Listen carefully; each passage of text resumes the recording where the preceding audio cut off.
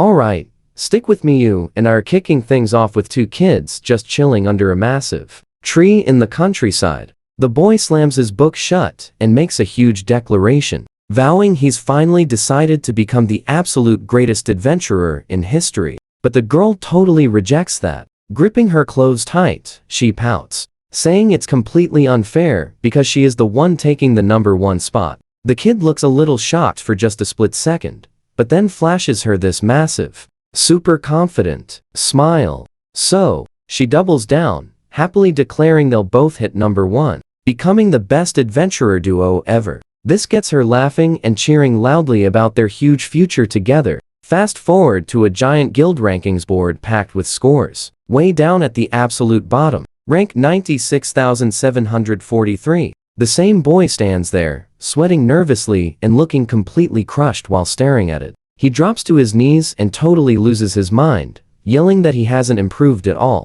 Turns out, he has been stuck in dead last for straight years. While he crouches there in total shame, the nearby crowd starts whispering and laughing, loudly wondering how he is even losing to the brand new rookies. The surrounding guild members keep laying the insults on thick, ruthlessly mocking the kid and telling him to just quit and become a farmer already. They even gave him a harsh nickname, Essen, the eternal bottom ranker. But as he cowers there, the guild's massive internal system just keeps on ticking. Those adventure rankings update automatically every single morning at sunrise, strictly recalculating everyone's position based on their newest achievements and evaluations. It is a massive deal. This board displays the names of every single active adventurer currently registered with the guild, proving exactly where every fighter stands. Despite those harsh insults, our boy catches his second win. He hypes himself back up, yelling that he needs to pull it together because there is simply no way he can afford to quit right now. His entire vibe shifts instantly.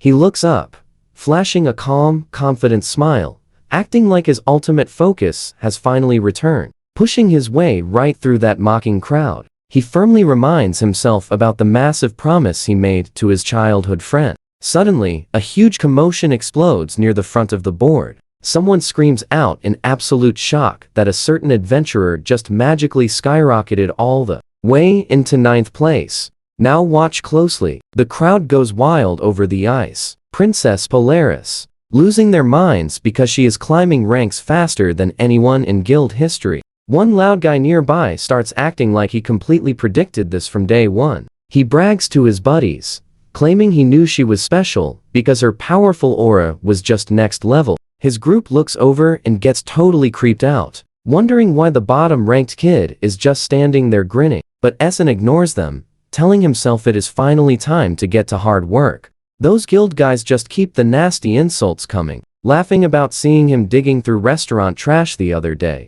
brutally mocking him for being the absolute pathetic opposite of a rising star like the amazing Polaris. They claim that just looking at him makes them smell actual garbage. Then the lead bully tells his buddy they should escape immediately, before this kid's massive loser energy accidentally starts rubbing off on their own elite vibes. Even with those harsh words hitting, our boy stays totally quiet. He stands there holding a forced smile, patiently waiting until that toxic group finally leaves him alone. Once they leave, he slaps his own cheeks to snap back into reality. He reminds himself he is used to this, so worrying about it is totally pointless. Staring out over the massive city walls, he hypes himself up again, promising to give today his absolute best effort like always. Eventually walking out to the eerie ruins on the territory's edge, where the surrounding air feels incredibly heavy and totally still. Stopping right at the White Mist Forest entrance, a low-levelly ranked dungeon,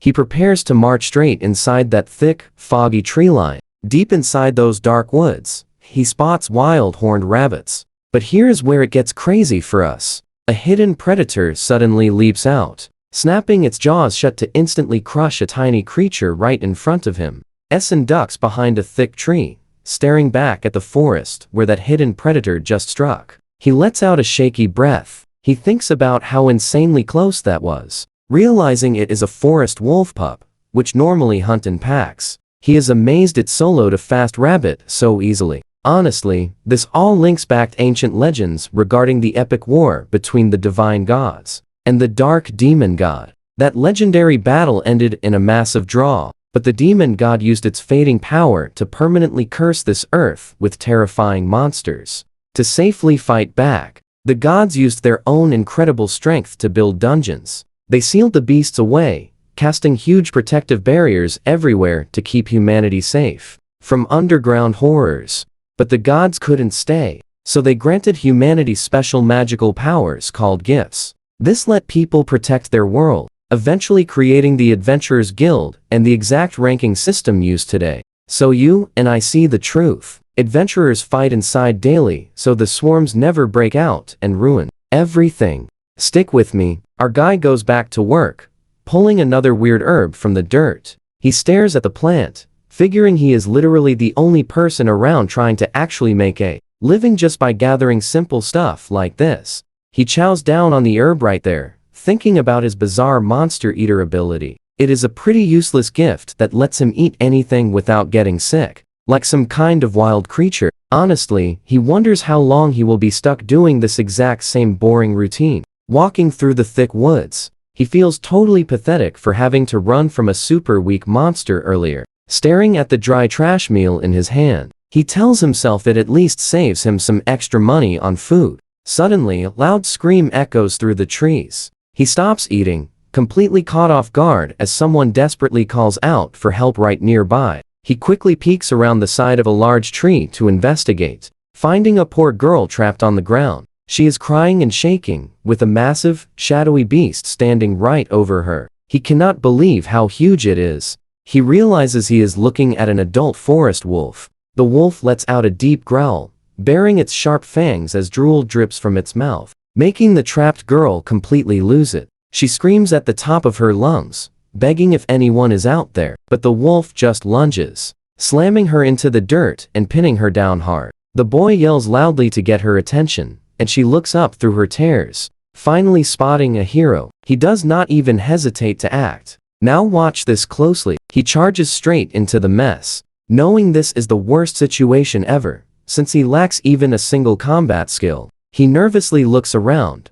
hoping to spot another adventurer, but nobody else is in sight. He squeezes his fist super tight, wishing anyone, was there to help him out. The girl is absolutely terrified, sobbing and begging for help. As the monster stands over her, our guy steps up anyway, throwing a heavy punch right into the wolf's face to knock it back. He then tells her to get up fast, asking if she is even able to run. The wolf snaps its jaws with a nasty growl, making the boy freeze up. Meanwhile, the girl apologizes in tears because her injured leg is way too messed up to move. She simply cannot believe this is happening, as the scary monster lunges, and she screams when it closes in, wondering if her journey is over. She calls out for help, hating the thought of fading away in a low-level dungeon like this. The beast sinks its teeth right into his arm, but all he thinks about is the promise he made, and how he has not reached his big goal yet. He tells the monster to take its best shot,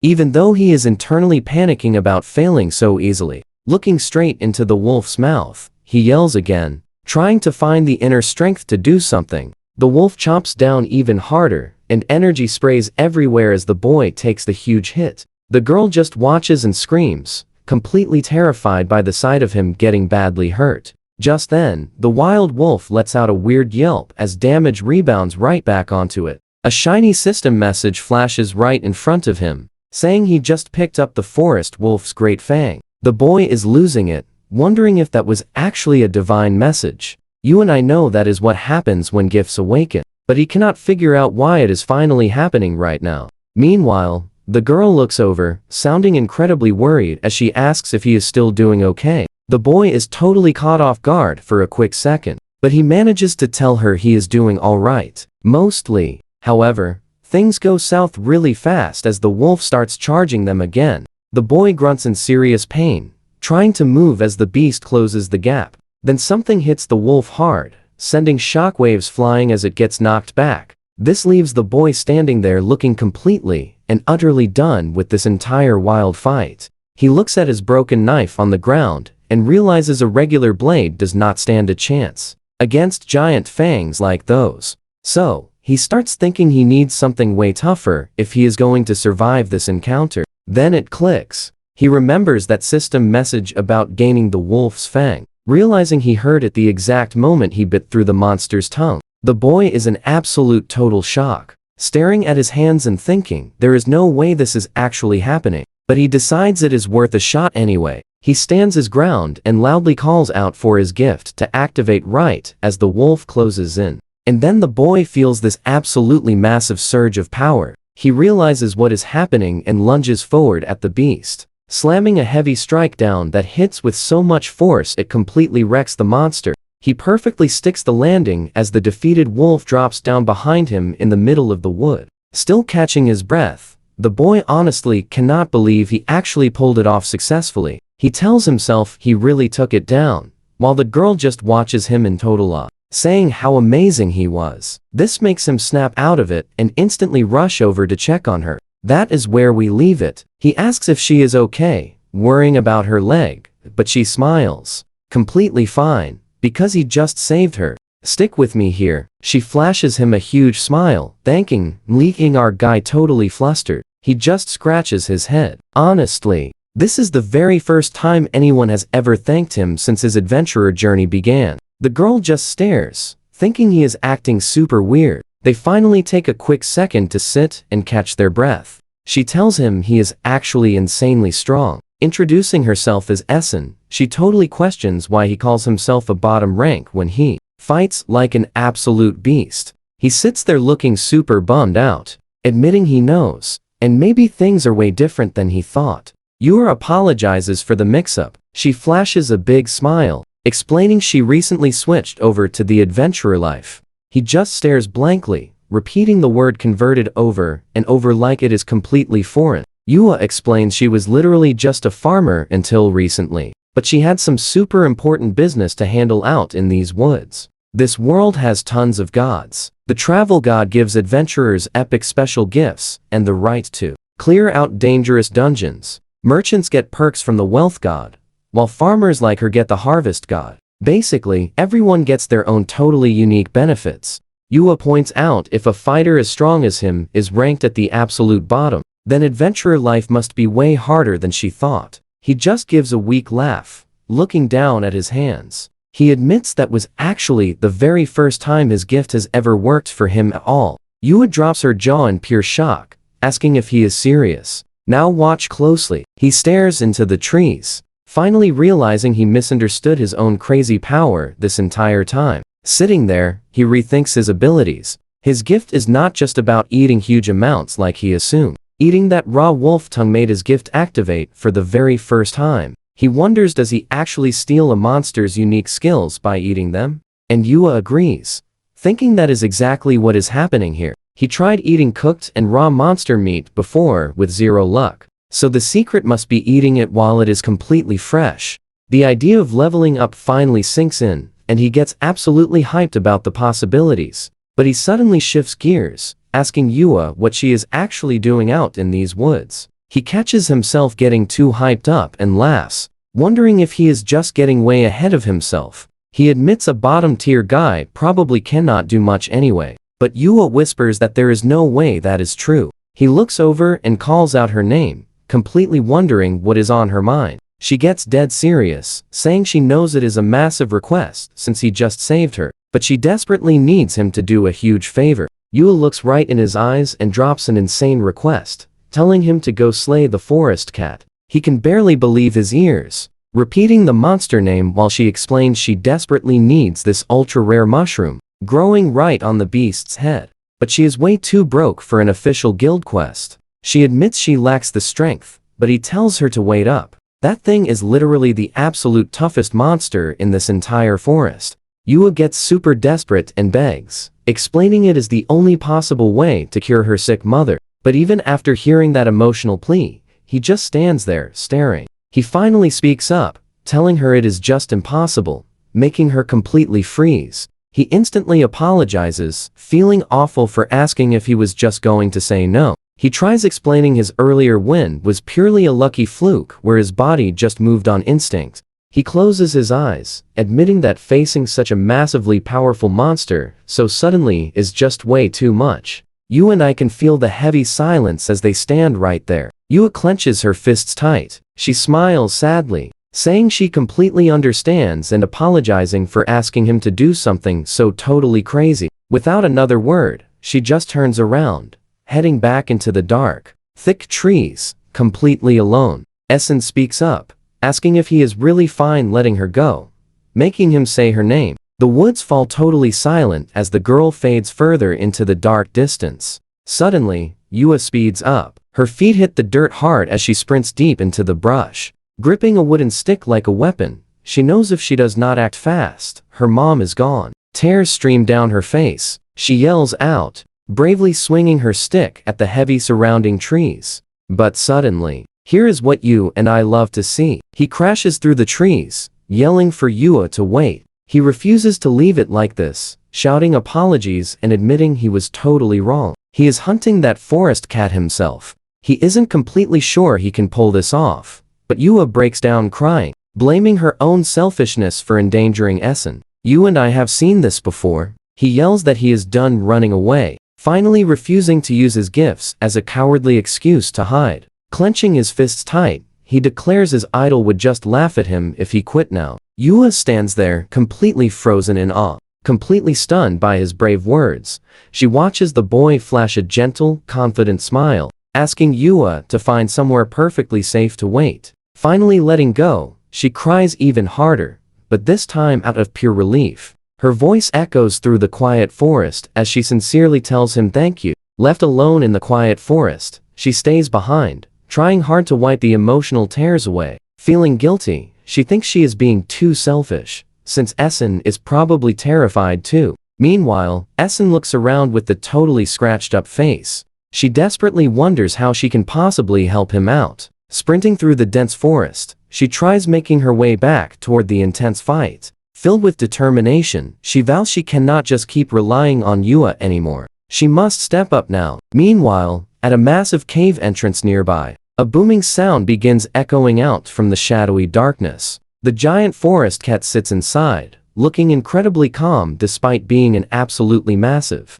terrifying monster. Stepping up to the entrance, the brave boy calls the beast out. He declares he has explored this dungeon for 4 entire years, and knows exactly where it sleeps. Holding his ground, he shouts that he will never reach higher ranks without defeating it. So, he dares the beast to show him everything it has. Gripping his knife, the brave boy lunges forward, shouting that this very first strike will absolutely secure his epic victory. He slices through the air with absolutely insane speed. Watch closely here, things are about to get wild. Searching for a clean hit, the monster suddenly vanishes into thin air, leaving our boy totally confused and scrambling to find it. The massive forest cat lunges forward with a snarl, clashing its immense power directly against the blade. The heavy impact sends everyone flying backward, forcing the boy to violently slide across the rough cave floor just to stay standing. He cannot believe how incredibly fast this monster moves, especially since it is tearing deep ruts straight into the ground with every move. Gritting his teeth, he decides he must push his limits even harder just to keep up. Suddenly, the terrifying beast drops down from above like an absolute blur, but the boy reacts instantly, swinging his weapon to block the fierce attack, only for the cat to gracefully jump back onto a ledge, letting out a calm meow like it is barely even trying. The boy grows completely frustrated, realizing his new strength means nothing if he cannot actually land a solid hit on the fast target. It only gets worse as the agile cat starts moving so insanely fast he can barely even see it anymore. It suddenly hits him that the monster is just playing around with them this whole time. Before he can even react, the beast connects with a heavy, crushing blow that sends him reeling. He simply cannot believe this raw power, shouting that there is absolutely no way this monster is just an F-rank threat. The forest cat moves like a total blur, unleashing a strike so heavy it sends the boy flying backward, slamming hard against the rough cave wall. He desperately wonders if he would have stood a much better chance if he just prepared more for this fight. As he crashes into the dirt, he tries clearing his head to desperately find a clever way out of this total mess. Covered in sweat and scratches, he realizes he cannot do a single thing unless he finds a solid way to match the creature's insane speed. And just as he is about to lose hope, Someone suddenly calls his name, making him look up to see a familiar figure standing right there. I know exactly what you are thinking.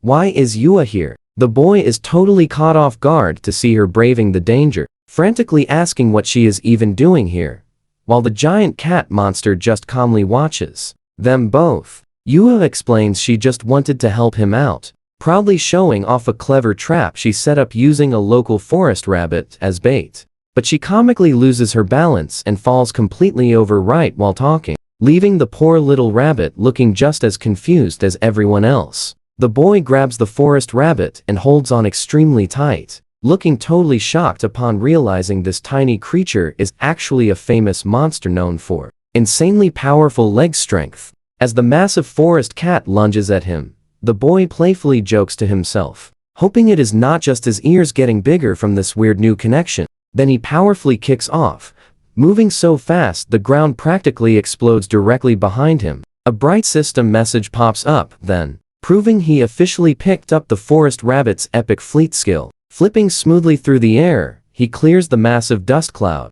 loudly shouting a quick thanks to Yua for her amazing help. With his new speed kicking in, he looks dead ahead, confidently telling himself he can actually win this. So, he moves like a blur, quickly zipping around the giant monster until the entire area is covered in bright light trails. He finds an opening and strikes hard, sending energy flying as he finally lands a solid, powerful hit right on the creature, even with battle marks completely covering him. The boy just confidently grins and keeps pushing forward to finish the fight. Essen stands there completely stunned, her face turning red as she tries to process what she actually just saw. Wild, right? The boy just wipes the dirt off his face and says, "Thanks for the meal," acting like it is no big deal. Let's dive in. Essen just loses it, jumping on him and calling him amazing. He yells her name in total shock, still processing that he just defeated a forest cat. Then panic sets in. He begs her to wait, sweating as he realizes exactly how close they are. Flustered, she immediately backs off, stammering apologies. She explains she just got way too hyped and totally didn't mean to hug him. Quickly changing the subject, she gives a cheeky wink, asking what kind of epic loot the cat dropped. He mutters the word back, getting serious as he focuses on this crazy new power surging inside. He claims he heard a system voice grant a skill called Sharp Claw, just as glowing energy wraps around his fingertips. Boom! He accidentally unleashes it, carving massive, devastating slashes straight through the solid ground and cave walls. Essen just smiles at the rubble, teasing that his wild monster Devourer power is super hard to control. Looking pretty embarrassed, the boy awkwardly shows off his new claws. He admits it is his very first time, so they shouldn't expect a masterpiece, but he puts it to work right away, easily slicing a massive mushroom stalk with one clean, perfect swipe.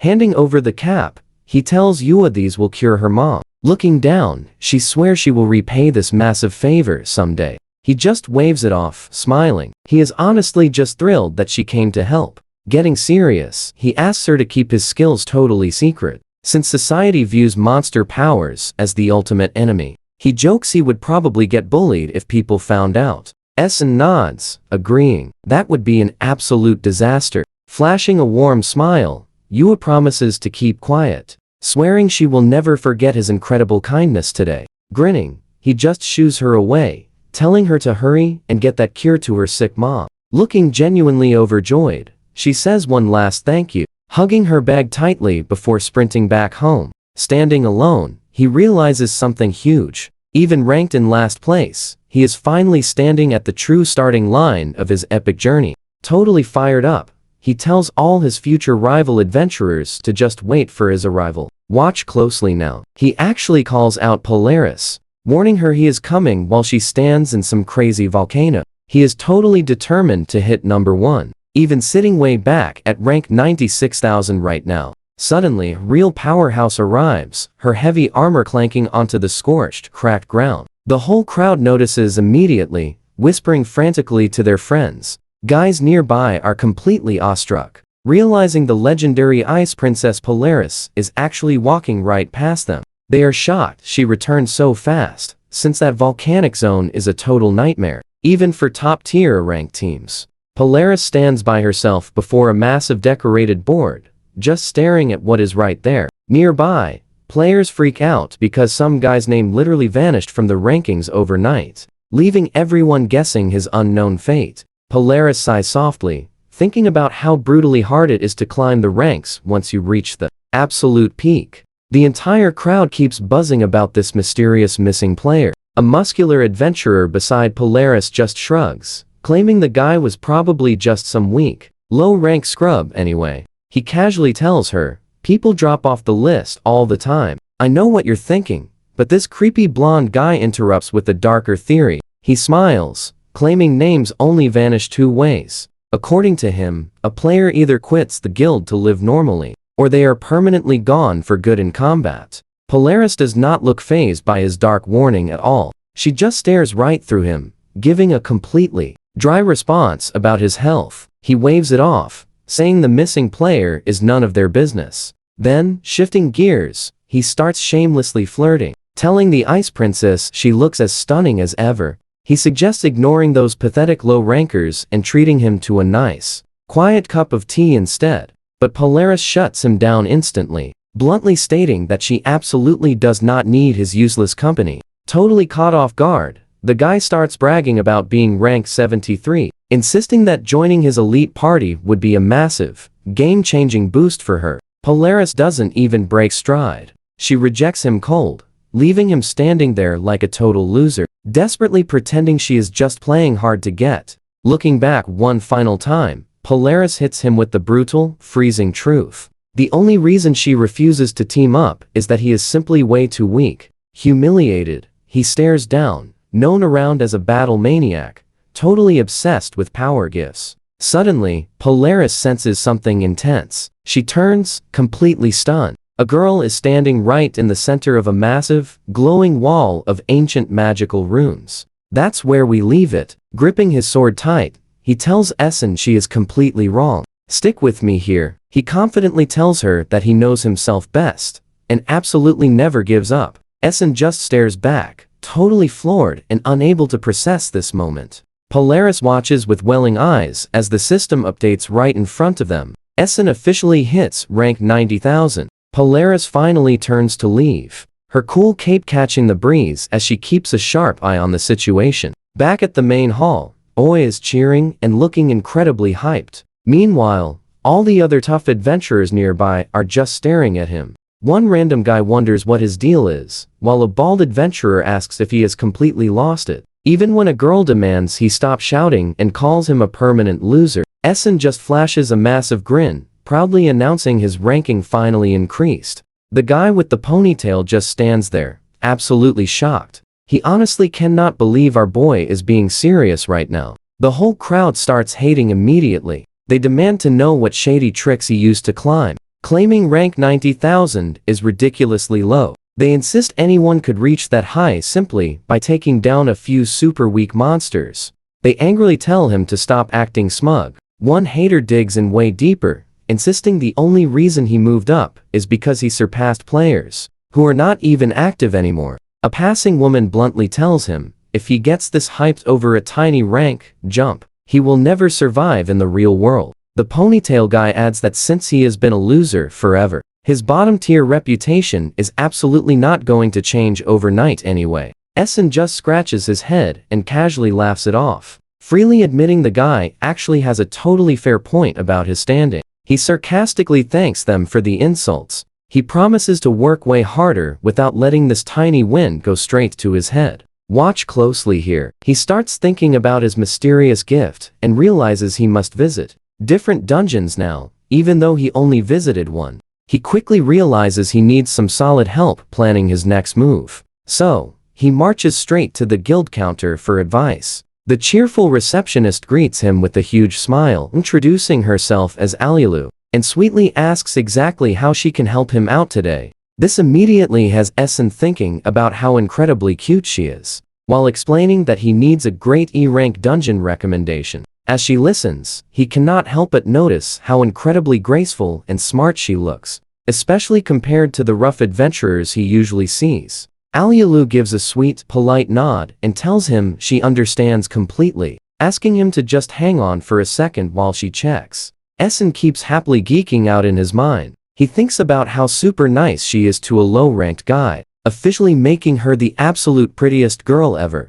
He just stands there with a totally dazed look, obsessively thinking about how incredibly amazing she smelled while she was chatting with him. Suddenly, Alyalu looks up from her documents and asks if he is Essen. This completely catches him off guard, since he never expected her to actually know his name. So, he simply stands there looking super confused and confirms it. She acts a bit shy, realizing she might have totally jumped the gun. She explains that he is actually pretty famous around the lower tier guilds. Essen quickly realizes his embarrassing reputation, as the guy stuck at the bottom followed him. So he simply laughs it off, and says he completely understands. Alyalu gives him a wonderfully warm smile. She mentions how surprised she was seeing the rankings today, adding that she is genuinely happy his relentless hard work finally paid off. Essen happily thanks her with a massive grin, thinking to himself about how absolutely amazing she is. I know you, and I did not see this coming. Alyalu stops him with a serious look, leaning in close. She warns that people drop their guard when things go well, so he needs to be careful. He quickly gives her a thumbs up and promises he understands. He keeps that cheerful look on his face, ready to get straight down to business. So, she neatly starts laying out all the different quest papers directly on the counter. She starts browsing through the options to find something that fits his level perfectly. Then she points out the Graveyard of Repose. She explains that the creepy monsters there are slow and super easy for a beginner to handle. Next, she highlights the Ochre Underpass, which is a massive hotspot for making good money, since there are plenty of valuable relics left behind. She also brings up the Wandering Caves for their rare materials, though she clearly warns him it might be slightly too much to handle completely alone. So, Essen reviews the entire list, immediately writing off the undead. Since he definitely refuses to eat those, he decides he would rather avoid massive crowds or any dungeon he cannot fully solo. Essen thinks it over for a second, saying he really wants to go somewhere that is not crowded or super popular. So, Alyalu flips through her massive stack of papers and pulls one out, asking what he thinks about this very specific option. She introduces him to the Murasame wetlands, showing off the area details. She explains that there is zero competition there, and the monsters are completely standard. Plus, those rare materials sell for a massive profit since they are scarce. Essen looks determined. He made his choice, and you and I are absolutely ready. Let's dive right in. He thanks her for the awesome advice, and she tells him to return anytime, even promising some extra insider info just to help him out. Heading out the door, he waves and shouts a quick thanks. She replies, with a huge smile and a wink, wishing him the absolute best in all his upcoming battles. He makes the journey and finally steps onto the rocky ground of the entrance. Essen looks out over the landscape and realizes he finally reached the I-rank Murasame wetlands. The boy takes a second to look around and realize exactly what he is dealing with. Bubbles pop up from the murky water right before he falls in, yelling and splashing wildly around. Sitting on the bank, wiping muck off his feet, he complains it's obvious why nobody likes visiting this place. But suddenly, something way out in the distance catches his eye. He spots a bunch of completely unknown plants and realizes the entire area is actually loaded with insanely rare materials. So he pulls out the magic bag from the forest. Cat trade. Knowing the endless space inside means he can grab as much of this loot as he wants. Moving super fast, he thinks he will gather a massive haul. That is, until something super slimy wraps right around him, making him shout out loud in complete surprise. A giant wetland frog is staring right back, and he can't help but think about how absolutely gross the creature looks. He knows these are the weakest monsters in the entire dungeon, but they are still loaded with dangerous poison. The boy slashes right through the monster, calling it a total trash mob. He spots another frog trying to hop away, and instantly chases after it, telling it to wait up. He stops once he catches it, standing over the remains of his catch, holding that slimy tongue while deciding that expanding his special gift is his absolute main goal. Now watch this closely, he actually goes for it and eats the raw meat. Thinking things are going great, a system message pops up saying he got the frog's whipping tongue. He finishes the meal, wipes his mouth, and feels pretty satisfied with his progress. But then a sharp pain shoots through his neck, totally catching him off guard. He grabs his throat as a weird dark feeling starts to take completely over. He starts screaming because his throat feels like it is totally on fire, and he cannot believe it is actually burning this bad. The boy collapses to the ground, clutching his chest and thinking he is in serious trouble because he cannot even breathe.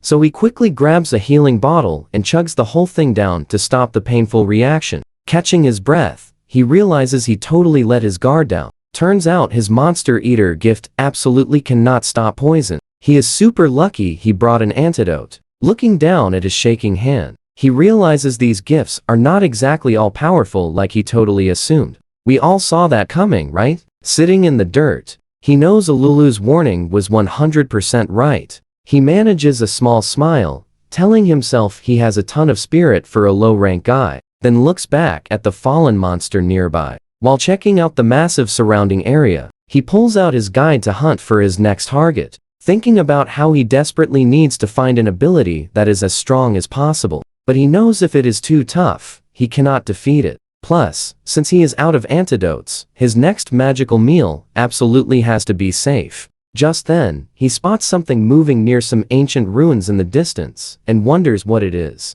The boy charges forward, realizing this target is not poisonous, and might actually give him some really decent scale skills. He spots a wan lizard up ahead, and decides he is definitely going to be the one to land the first hit. As he quickly closes the gap, he decides it is the perfect moment to test out that brand new ability, so he triggers the frog's whipped tongue, sending a long lash straight at the monster. It connects perfectly, wrapping tightly around the lizard's neck, and fully pinning its strong arms down. With one massive pull, he slams the creature right into the dirt with enough epic force to crack the ground. But he sees the lizard just curling up, and he quickly realizes this thing's skin is way tougher than expected. Before he can follow up, the monster hits back hard, sending him rolling across the rocks. The lizard stands over him with a loud growl, while he tries to pull himself together. He is not backing down though. He figures he can still force a win as long as he uses his fangs to bite through that tough armor. A system notification pops up showing he just acquired the epic lizard blade tail. The boy stands there looking completely different, rocking fierce monster claws and a massive tail ready to go. The lizards in front of him start hissing, trying to act tough while circling him. But the boy just grins, telling them their tails are worth a total fortune, so he is definitely taking them out. He zeroes in on the thick scales of the lizard's back, before suddenly taking off at absolute full speed. He tears right through the monster in one incredibly clean motion, sending its broken armor flying everywhere. As the dust settles, the boy gets this wild look in his eye and admits he is actually having fun. He realizes every time he consumes one, his body and skills just keep massively leveling up.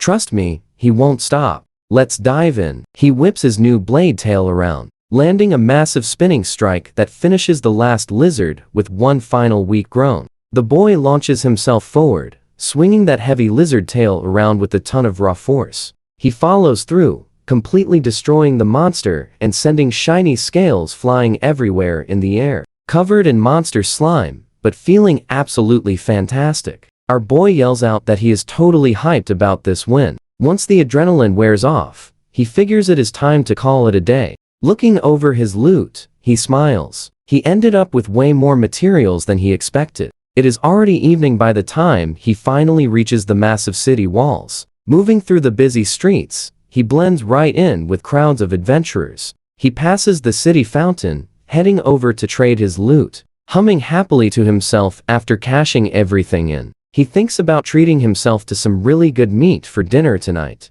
Then he decides it is probably a smart move to buy whatever supplies he needs next. Essence just stands there for a second, suddenly realizing that before he does anything else, he desperately needs pants. He looks at the damage, completely unable to believe his awesome new tail skill actually shredded his clothes. He was so focused on that intense fight, he totally missed the rip. Now, he is walking around with a massive hole in his gear, making him feel pretty ridiculous. He hurries through the busy streets, panicking, and telling himself he cannot waste time. He really needs to find a clothing store immediately. As he makes a run for it, he starts stressing out hard about bumping into someone he actually knows. Right when he is worrying the most, a pair of heels clicks nearby, and a familiar voice calls out, "Now watch this." Essen stops dead, looking shocked. He hopes he heard wrong, but he knows that voice anywhere. Why is she even here right now? As Polaris steps out and says his name again, he looks over his shoulder, sweating like crazy. Polaris just stares him down and happily tells him congratulations, giving a cheerful little smile. She mentions she actually saw the big news about his adventure rank finally rising. Essen is looking super stressed and sweaty, suddenly realizing just how painfully embarrassing his current situation really is. Polaris admits she does not totally know the full story of what is going on, but she sweetly tells him it is super clear his hard work is finally starting to pay off. Since Polaris is such a high-ranked player, there is zero other reason for her to be down here. Essen admits he thought she had totally forgotten him, asking if she really still cares. She just looks at him, saying his name, while he keeps his back turned. He stares down at the ground, feeling completely pathetic for being in this spot. Polaris gets this super hopeful look, cheerfully asking if he is finally ready to go fight again. She excitingly suggests they form a party together, but Essen cuts her off right away, saying he just cannot. He firmly stands his ground, telling her it is not happening, leaving Polaris standing there in absolute shock. "You and I both know teaming up with Polaris would skyrocket his rank," and Essen clenches his fist, admitting it, but he opens his hand, telling her straight up, that is just not the kind of adventurer he is.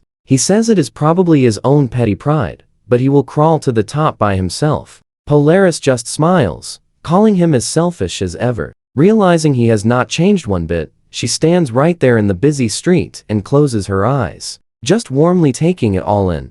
As people walk past them, she finally tells him she totally understands his feelings. Her expression softly brightens as she looks at him, telling him she will be waiting for him. She gives a huge bright smile, cheering that she will definitely be waiting. Essen starts walking off, throwing a cool, casual wave over his shoulder without looking back. He disappears into the thick crowd, determined to keep doing things his very own way. The boy enthusiastically pumps his fist, yelling that he is finally fired up and ready for tomorrow. He ends up bumping right into a random guy on the street. The guy mutters an oops, and our boy quickly apologizes. The boy keeps running off in a massive hurry. Meanwhile, the guy he bumped just stands there wearing a weird smirk. The armored guy mutters that he sees what is going on, suspiciously watching the boy leave while tightly holding his own arm. The scene shifts as the beautiful sun goes down, and someone loudly calls the shopkeeper. It turns out to be our boy at a clothing stall, politely asking for new pants. Later on, we jump to the Spirit Peaks of Thunder, an intense rank dungeon where lightning constantly strikes the rocks. A massive monster roars mid-battle. Just then, a loud battle cry erupts from someone charging right at the beast. Trust me, this is epic. Polaris moves incredibly fast, putting all her strength into a dash to destroy this beast. Stick with me here, you are about to watch Polaris trigger her ice magic, turning the whole ground into a weapon. The giant beast takes a massive blast of pure cold, letting out a confused howl as the crazy impact sends it completely reeling. Polaris gives it zero time to breathe, instantly charging up her legendary Icicle Lance spell and letting it fly. The ice spike blasts right through the monster, leaving Polaris with a very satisfied smirk as she watches the massive creature fall. But this battle is not over yet. She spots a lightning worm zooming in and instantly jumps high to get the drop on it. The worm tries to strike, but she is simply too fast. She blasts the creature with pure ice energy before it can even touch her. She finally catches her breath for 1 second, realizing she has already eliminated 20 of these beasts while the wild storm rages. It is just non-stop action, but she knows these dungeons always get this crazy during the inundation period. She sharpens her intense focus, calling on the frozen star power. She triggers her permafrost magic to absolutely end this terrible monster threat forever. Later, the locals arrive to thank her for calming the wild beasts like she does every year, but she simply replies, "It is no big deal." As she slowly walks out of the frozen area, she thinks to herself, hoping things stay quiet and peaceful for a little while. Polaris flashes a cheerful smile, admitting she ignores monster biology, Her only goal is to just keep taking them all down one by one as they magically appear. She leaves the quiet, snowy village behind to bravely continue her path. Meanwhile, the young boy, Essen, realizes he cannot just stand still, even though he promised to wait. He approaches a carriage, asking for a ride to Lille, making the driver quickly realize he is dealing with a real adventurer. 1 full week has passed since he originally crossed paths with Polaris. The driver tells him to hurry and climb in, while the boy thinks about how his intense wetland training finally prepared him for this epic journey. Now watch closely. He jumps inside, but quickly realizes he is not traveling alone today. Another guy is already sitting right there, staring him down with these sharp cat eyes. The stranger just smirks, totally mocking him for being stuck at the absolute bottom ranking. The boy sits there silently, thinking about how the stranger is being way too rude for someone he has just met. But the guy just keeps smirking, acting like he totally owns the place while the shocked boy looks on. The stranger rudely speaks, before introducing himself as Keith, only for the boy to angrily snap back that he never even asked for his name. The boy confidently states he is no longer at the bottom ranking, but Keith just scoffs loudly and says it does not matter to him. Looking at him closely, the young boy wonders if this guy is actually as high-ranked as he claims, especially since his old gear looks incredibly worn down, making it perfectly clear he has definitely seen some intense action before. But you and I must admit, this mysterious guy has a powerful vibe. Just then, Keith starts bragging about how he-rank adventurers are super tough, asking the boy if he is even on that incredible level. He warns the boy not to group him with eternal bottom rankers, saying that weaklings should simply pack up and go straight home. But the boy gets a very serious look in his eyes and firmly tells Keith to stop calling him that name. Essen steps right into the guy's face, proudly declaring his real name is Essen and demanding he stop using that totally annoying fake nickname.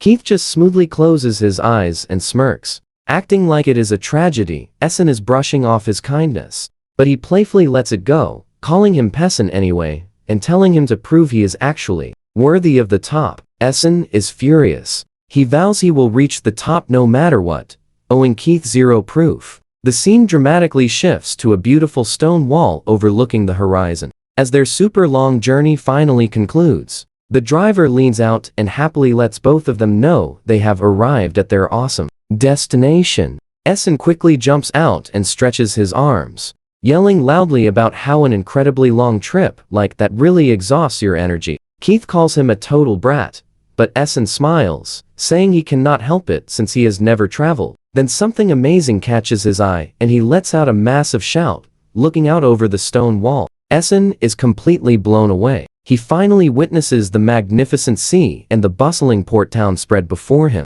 Keith loudly calls out to Essen using that annoying nickname, and Essen fiercely snaps back, shouting his name is Essen. While asking his goal, Keith smirks, warning him not to act casual or he will get blown away by his unbelievable power. Keith then asks if he is heading towards the dungeon. Essen replies he is merely scouting the area for now, throwing the exact same question back. Keith simply laughs it off, saying he has much more breathing room than Essen, so he is not starting until tomorrow morning. Essen casually walks away, quietly thinking about how he managed to meet a weirdo. The path leads directly down to the water edge, where huge crashing waves meet the massive rocky shore. Trust me, you will want to see him enter the huge Iran dungeon, a legendary place called Murmuring Reef. Essen stands there taking everything in, finally realizing he actually made it to the famous reef of roaring waves. You and I are about to enter a secret hidden zone Alyalu told him about, so he heads right inside. Essen feels amazing about this place, tightening his gear and thinking about how easily he can grind all the new skills he wants right here. He figures he might as well earn some extra cash doing a few exciting monster hunting side jobs too. Empty dungeons always get flooded with clearing requests, because if monsters keep spawning and the zone gets super crowded, the magical barrier shatters completely, and wild beasts will suddenly rush out to attack innocent people. So, Alyalu pointed him right toward this quest, explaining that even though the area is super quiet, the reward money is actually fantastic. The goal for today is simple. He just needs to track down and defeat 3 of those wild leaf crabs. And just like that, he spots one of the giant monsters chilling in the water right nearby. Staring at it makes him remember crazy childhood stories about a massive monster stampede that almost completely destroyed a village. And honestly, forget about the cash or leveling his rank up. He just wants to prevent anything like that from happening again. He realizes he has to step up and handle these tough quests every once in a while just to keep everyone totally safe. The leaf crab sits peacefully in the water until it suddenly senses his strong presence. Our hero goes for a heavy strike, but his weapon barely scratches it, and he absolutely cannot believe how solid that shell is. He quickly backs off to reset his battle stance in the water. Watch closely. The monster immediately swings a massive claw that almost takes his head off. He is completely shocked by the pure force, yelling that a low-rank monster shouldn't have this insane power. The crab keeps snapping its giant claws, trying to pin him down completely.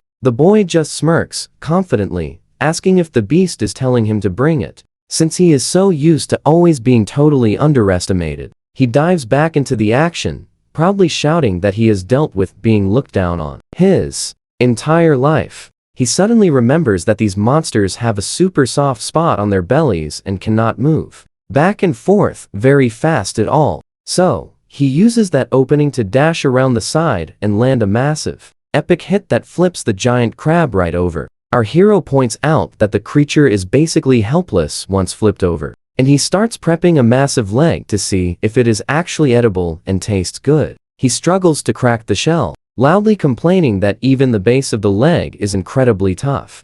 But he finally manages to break through. The meat inside is steaming hot. As soon as he takes a bite, he is totally floored. It is so delicious he cannot help but smile, completely losing himself in the meal. He thinks about how the texture is just perfect, and how the sweet and salty ocean flavors blend together so incredibly well, making him start daydreaming about becoming a legendary master chef and taking over the entire food industry. He even imagines Polaris helping him run a lively restaurant serving S-rank dragon roast to everyone, but he quickly snaps out of it, yelling at himself for being a total idiot. We all know he remembers his real goal, shouting that his dream has nothing to do with restaurant rankings.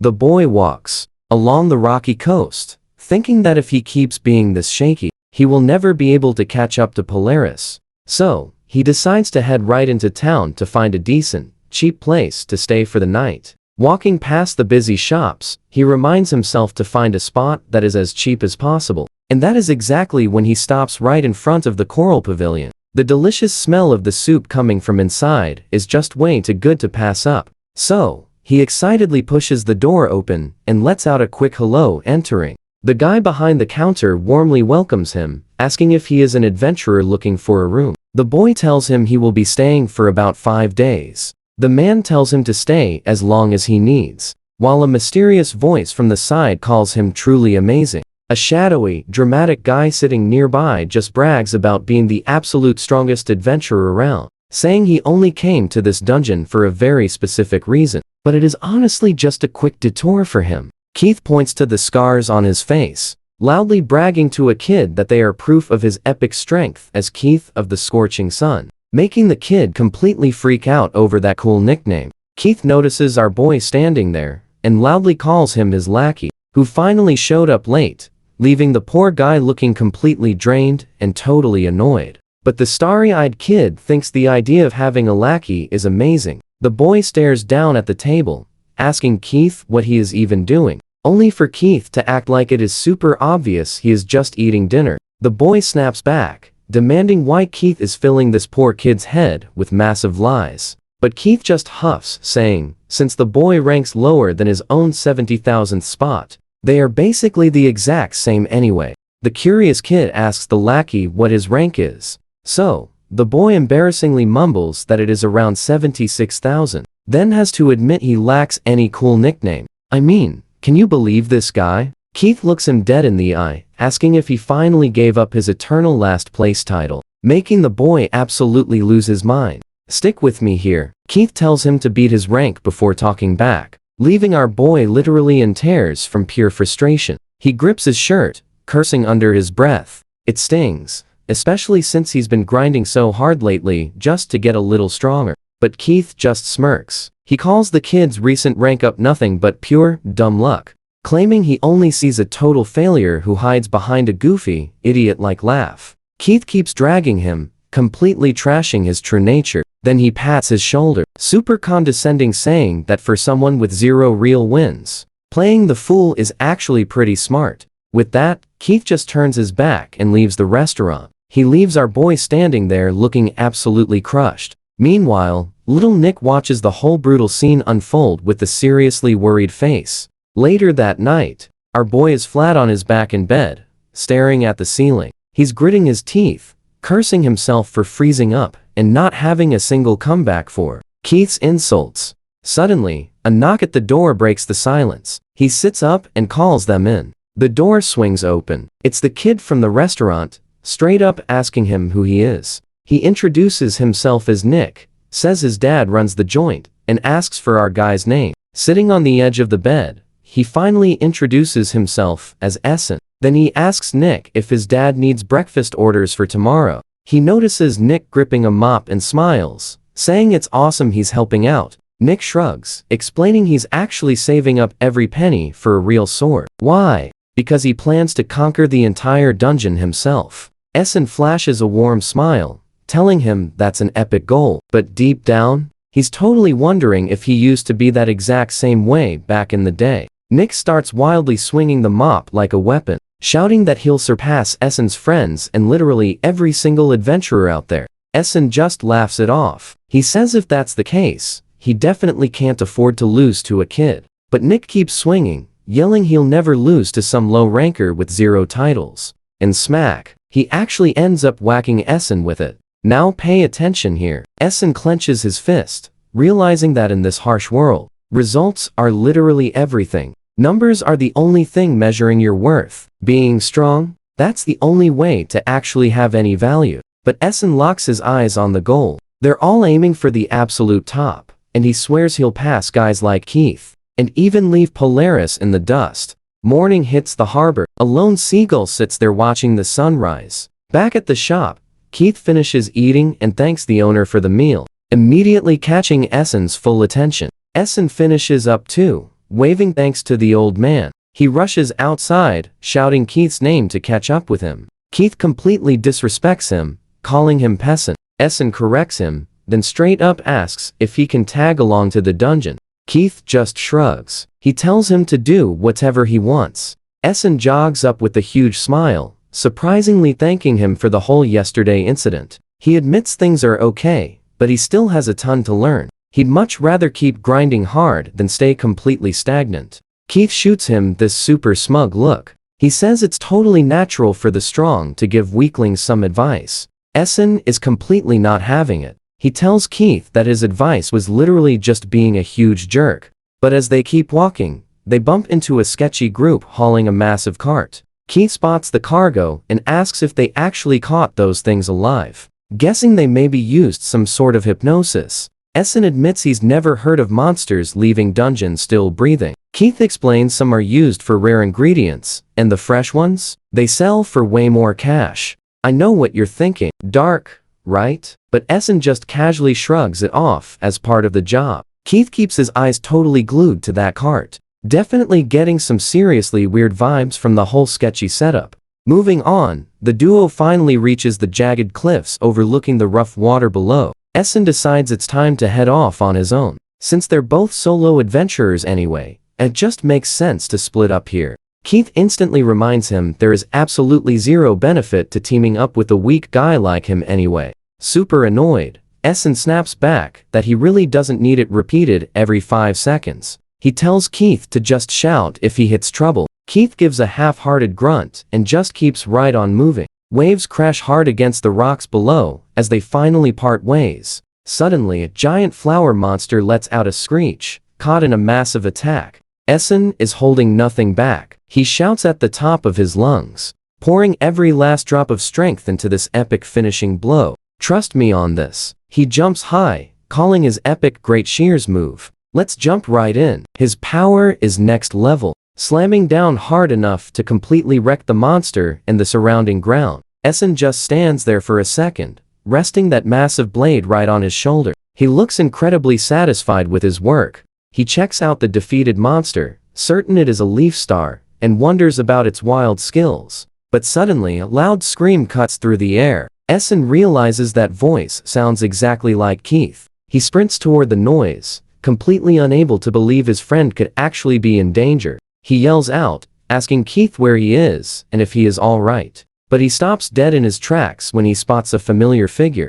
It is Keith, but something's wrong. Essen looks completely shaken, loudly demanding to know what happened to his arm. He stares right at Keith's hand, asking if a monster really did that much insane damage. But Keith just glances back and asks if Essen thinks he is actually responsible. Keith just scoffs at that ridiculous idea, saying, "There is zero chance of that." Keeping his eyes low, Keith points back at a scorched patch of earth, casually dropping that his opponent is now nothing but a pile of ash. Now pay attention. Essen stands there completely floored, realizing his own gift could never pull off an attack that absolutely crazy. He keeps staring at the damage, wondering what kind of epic power turns a monster to dust. Keith grabs a potion and wastes absolutely zero time, popping the bottle open with his teeth as he gets ready to treat his nasty injuries. The liquid hits his arm, working instantly and sending out a bright flash as the magical healing kicks in. Essen shouts out the gift name under the blazing sun.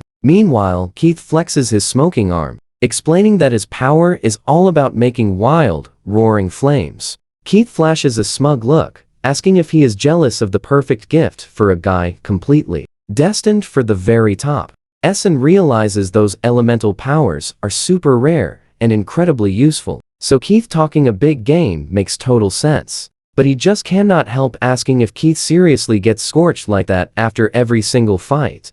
And Keith just shrugs, saying, "It is the deal." Essen jokes that the burn ointment bill must be absolutely huge, but he knows waiting to heal naturally would just slow this guy down way too much. Keith just stares ahead, sweating slightly, boldly claiming that dealing with all this intense pain is simply the fate of a truly strong fighter. Essen looks totally confused, asking why he even stays an adventurer when the downsides are clearly way too massive to handle. Keith gets this super intense look, mentioning he has said it plenty of times before, and he is definitely not changing his mind. Standing together on a high cliff path, Keith looks out over the horizon, loudly declaring that he will surely become the absolute strongest. He clenches his bandaged fist, face straining, as he loudly shouts that he absolutely must become the very best, no matter what it takes. You and I know this feeling, right? They head down the winding road, looking like tiny specks against that massive landscape.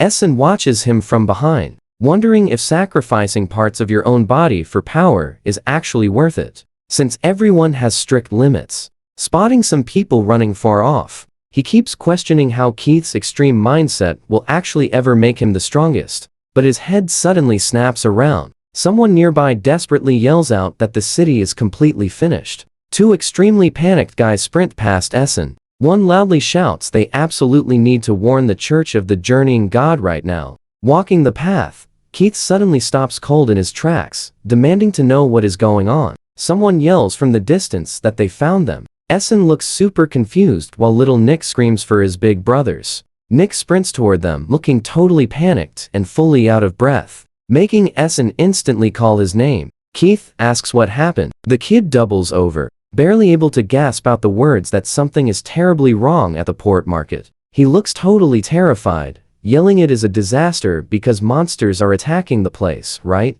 now. Essen is completely stunned by the news, while Keith's face goes totally dark and serious.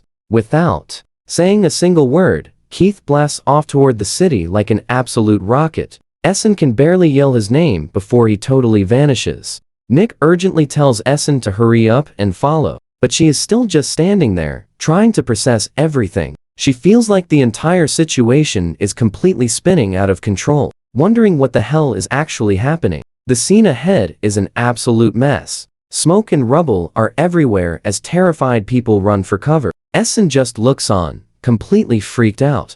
The town is totally wrecked. Terrified people run for their lives, frantically carrying whatever they can possibly grab. The terrified boy stands in the middle of the chaos, just trying to process why any of this is happening. Nick explains some absolute fools were auctioning off live monsters, But then, they all just started rampaging at once. Can we even believe that? The boy is totally floored anyone would try to auction off monsters. Stick with me, we are diving into a morning that seemed totally fine until a massive energy blast lit up the sky. The boy spots that massive fire pillar off in the distance and immediately realizes Keith is already right in the middle of it. So Nick shouts at him to hurry up and reach the port before the situation gets completely out of hand. He yells back that he is on it, and the two of them start sprinting past the panicked crowds, as the boy mentions seeing at least 10 of those freaky creatures on a truck earlier. Nick wonders if they all literally went wild at the exact same time,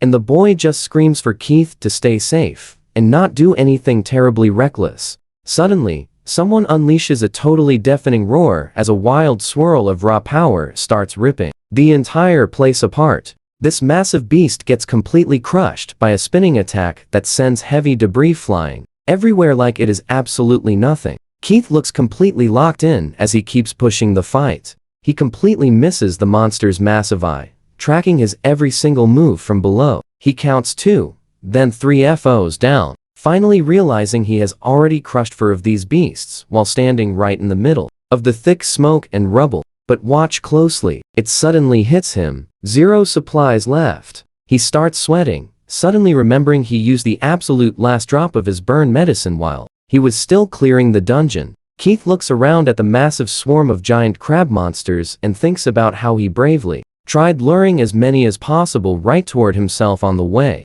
hoping he grabbed enough attention, even though it is extremely likely some of these beasts have already scattered out across completely different parts of the city. His arm is looking terrible from all the intense pressure, and he perfectly knows his body is about to completely give out if he does not wrap this up fast. But he is not stopping. He pulls back for an epic strike, furiously channeling every single bit of energy he has left into one ultimate attack. Keith unleashes his signature volcano shot, violently slamming his fist right into the monster's face with enough insane force to absolutely level the entire surrounding area. The creature lets out a horrible screech, taking the massive hit, but it just glares right back with terrifying eyes, showing it definitely still has some fight left. A girl nearby screams as the danger spikes. Meanwhile, someone hiding quietly in the ruined rubble just watches everything unfold in absolute, total fear. Keith tells himself he is strong enough here. You feel that tension, right? He stares the monsters down, screaming they are completely finished,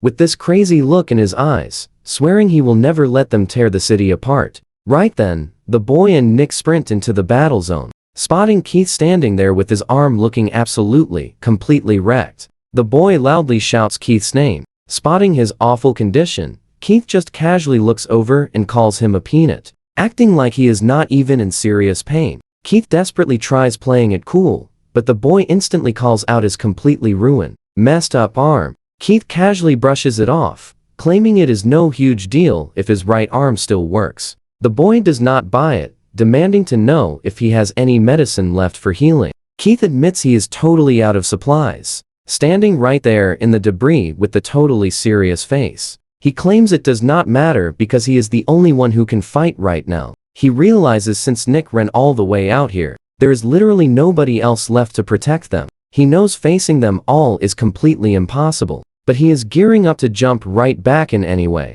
Keith roars out that he will relentlessly crush every single one of them himself as a massive explosion violently shakes the area, launching heavy rocks absolutely everywhere. The boy grabs Keith, desperately begging him to stop before his body entirely collapses. But Keith just aggressively snaps at him to mind his very own business. Refusing to step back, the brave boy declares he is joining the battle, telling Keith to simply focus on keeping those raging flames under control. Keith fiercely shoots back that he absolutely refuses help from anyone weak and he better flee the city before getting crushed. But the boy just firmly asks if they seriously have the time to keep arguing right now. A sudden, intense energy burst erupts as the boy loudly shouts that he has had enough talking. Looking down super seriously, he mentions Yumi, questioning if they would truly go this incredibly far. The boy plants his feet firmly and stands his ground as a beautifully crazy power finally starts showing. Keith is completely stunned by what he is witnessing, calling the guy a complete jerk while Nick and the girl simply watch from the sidelines, looking absolutely terrified. Keith stares at the boy's massive transformation, asking if he is actually some monster pretending to be human. But the boy calmly tells him he has got it totally wrong. The boy extends his glowing hand as it shines with a strange, mysterious light. He explains he hid this ability to completely avoid what would inevitably happen next, but this insane power is his true gift. Keith stares directly at the glowing hand, suddenly realizing they can easily scout the entire town in record time with that ability, even though he deeply knows the boy wants to solo this. Understanding the entire plan, Keith firmly yells out that he absolutely refuses to simply leave his friend behind. He honestly tells the boy he is entirely trusting him with this area until the city is fully secure, warning he will return if the kid cannot handle the heat. Keith moves out while someone in the distance yells insults at him. So what do you and I make of this wild situation? He asks Nick to take the girl and run to where the adults are gathering. Nick just looks right up, but Keith just smiles, totally reassuring him, and promises Nick that he will absolutely become a much greater adventurer than any of them someday. Stick with me here. Nick nods, grabbing the girl, while Keith screams for them to sprint away and just stay completely safe. The boy watches them run, begging Keith to survive this mess, saying he completely trusts him since he is clearly the strongest fighter. Keith tells him to hold on a second, lightly joking that being a little selfish is just how things have to be today. The kid shouts back that they are a team, and he pushes himself to the absolute limit, while that monster's heavy armor literally starts to crack under all his power. He instantly takes off, jumping super high over the rooftops to cross the whole city incredibly fast.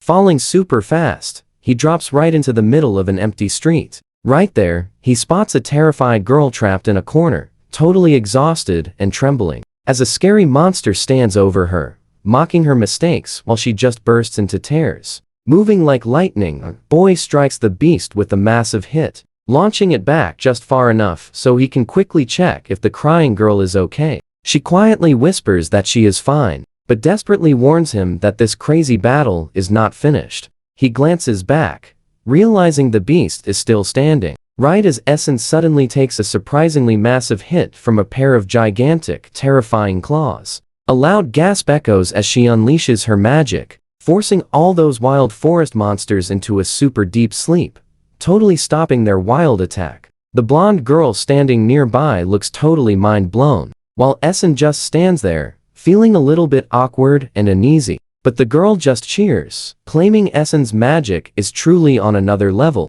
Now pay attention here. With an awesome ability like that, even complete rookies can safely defeat beasts. Since her own skills are weak, having Essen around to help is just absolutely perfect. Suddenly, her cheerful vibe drops completely, and she actually suggests they should just break up their party. She complains Essen never throws a punch and just naps things. Since she feels much stronger now, she believes it would be way faster to just crush those monsters directly. Glaring right at Essen with serious annoyance, she admits it frustrates her that Essen just easily scoops up all the epic rewards. Those guys from earlier start strolling away, and one casually asks if her magic seriously just puts giant scary monsters to sleep. He mentions it would be incredibly epic on high-tier beasts, but since she has absolutely zero battle experience, it is a pretty tough sell. Out of nowhere, this super shady dude with the giant nose appears, insisting that Essen needs to team up with his crew.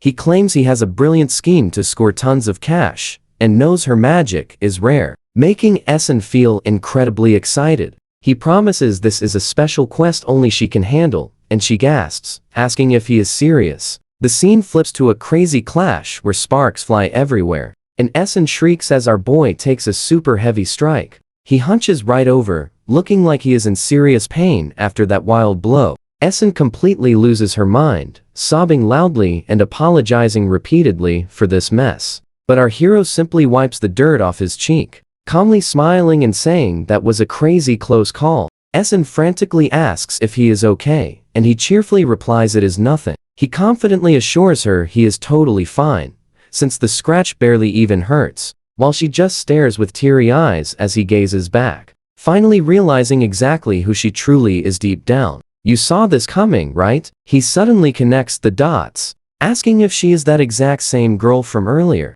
He realizes she was actually in the party that unleashed that beast outside, making poor Essen completely break down in tears. She weeps and apologizes endlessly, wishing her special magic was much stronger so this awful disaster would never have happened in the first place.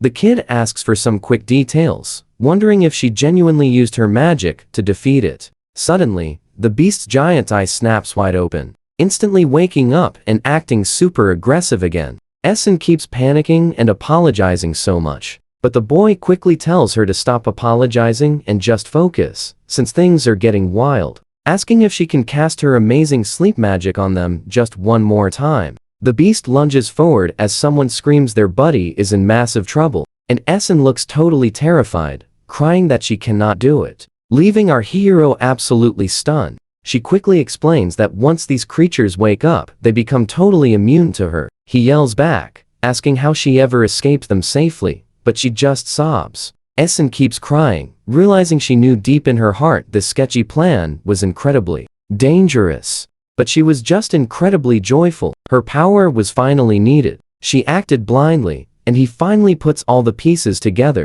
remembering those two shady guys and realizing they only brought Essen along to completely exploit her awesome abilities. But he instantly drops that thought, since he has way bigger problems standing right there. He decides he absolutely must handle this giant, raging disaster first. His absolute top priority is getting everyone totally safe and finding where Keith went. And that's where we leave it. Out of nowhere, a massive claw completely crushes the building beside them, totally shocking both of them. He literally cannot even speak while staring at this absolute madness.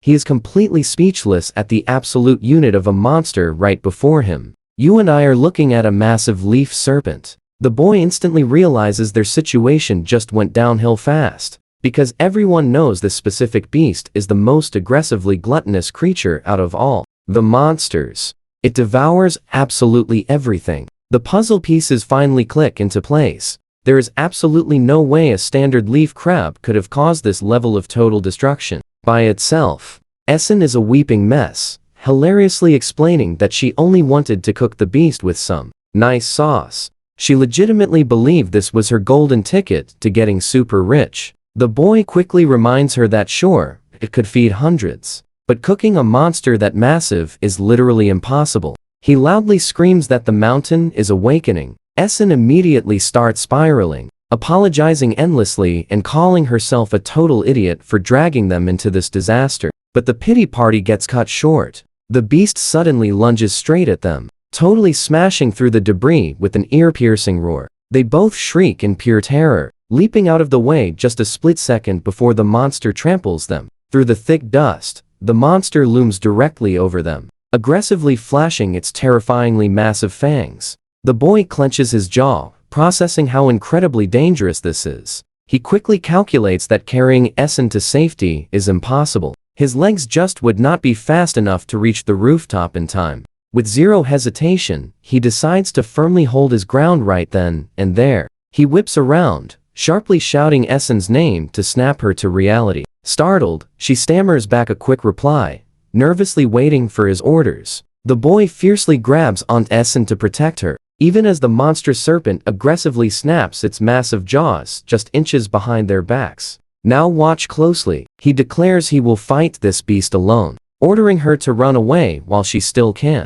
Essen freezes up in panic, but he immediately cuts off her doubts, warning that simply running away will not work. His expression shifts to pure confusion as she suddenly reveals her secret ability called Hypnotist. She nervously explains it is a powerful hypnosis skill, capable of instantly knocking out absolutely any targeted enemy. But there is a massive drawback. Using it forces all enemy hatred straight onto her. She flashes back to the harbor market, remembering how Keith the Flame Adventurer heroically held back the angry mob. They barely escaped that day, yet the furious, unleashed monsters relentlessly hunted them down. Regardless, the boy instantly realizes she is referencing Keith. Essen theorizes that since they separated, the monster's hatred should logically be gone. However, the lingering side effects of her hypnosis skill could still be active. He quickly connects the dots, asking if taking down this leaf serpent means Keith is handling the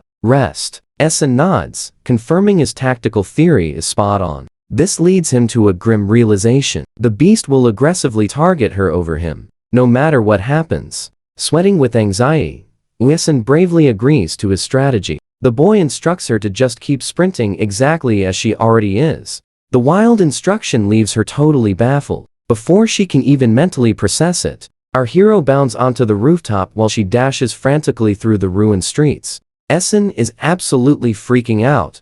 Tears stream down her face as she clenches her fists, desperately begging him not to abandon her. I know what you're thinking, but our hero would never abandon his friends. He loudly shouts back his reassurance, but then suddenly screams for her to duck as a lightning-fast attack zips directly overhead. She hits the dirt, shrieking in absolute panic. Meanwhile, the boy launches his counterattack, dramatically unleashing a special move known as Forest Cat's Sharp Claws. He strikes with maximum power, sending an earth-shattering shockwave exploding into the ground. Behind Essen, she never stops her frantic sprint. Behind her, the monster's jaw drops wide open as it takes a devastating hit. A massive burst of dark energy fiercely erupts everywhere, while a terrified Essen stays curled up on the dirt. The impact zone is completely coated in dark energy splashes. Essen just sits there in the rubble, violently shaking as she tries to comprehend the absolute madness. Drenched in the dark shadows, she slowly raises her head.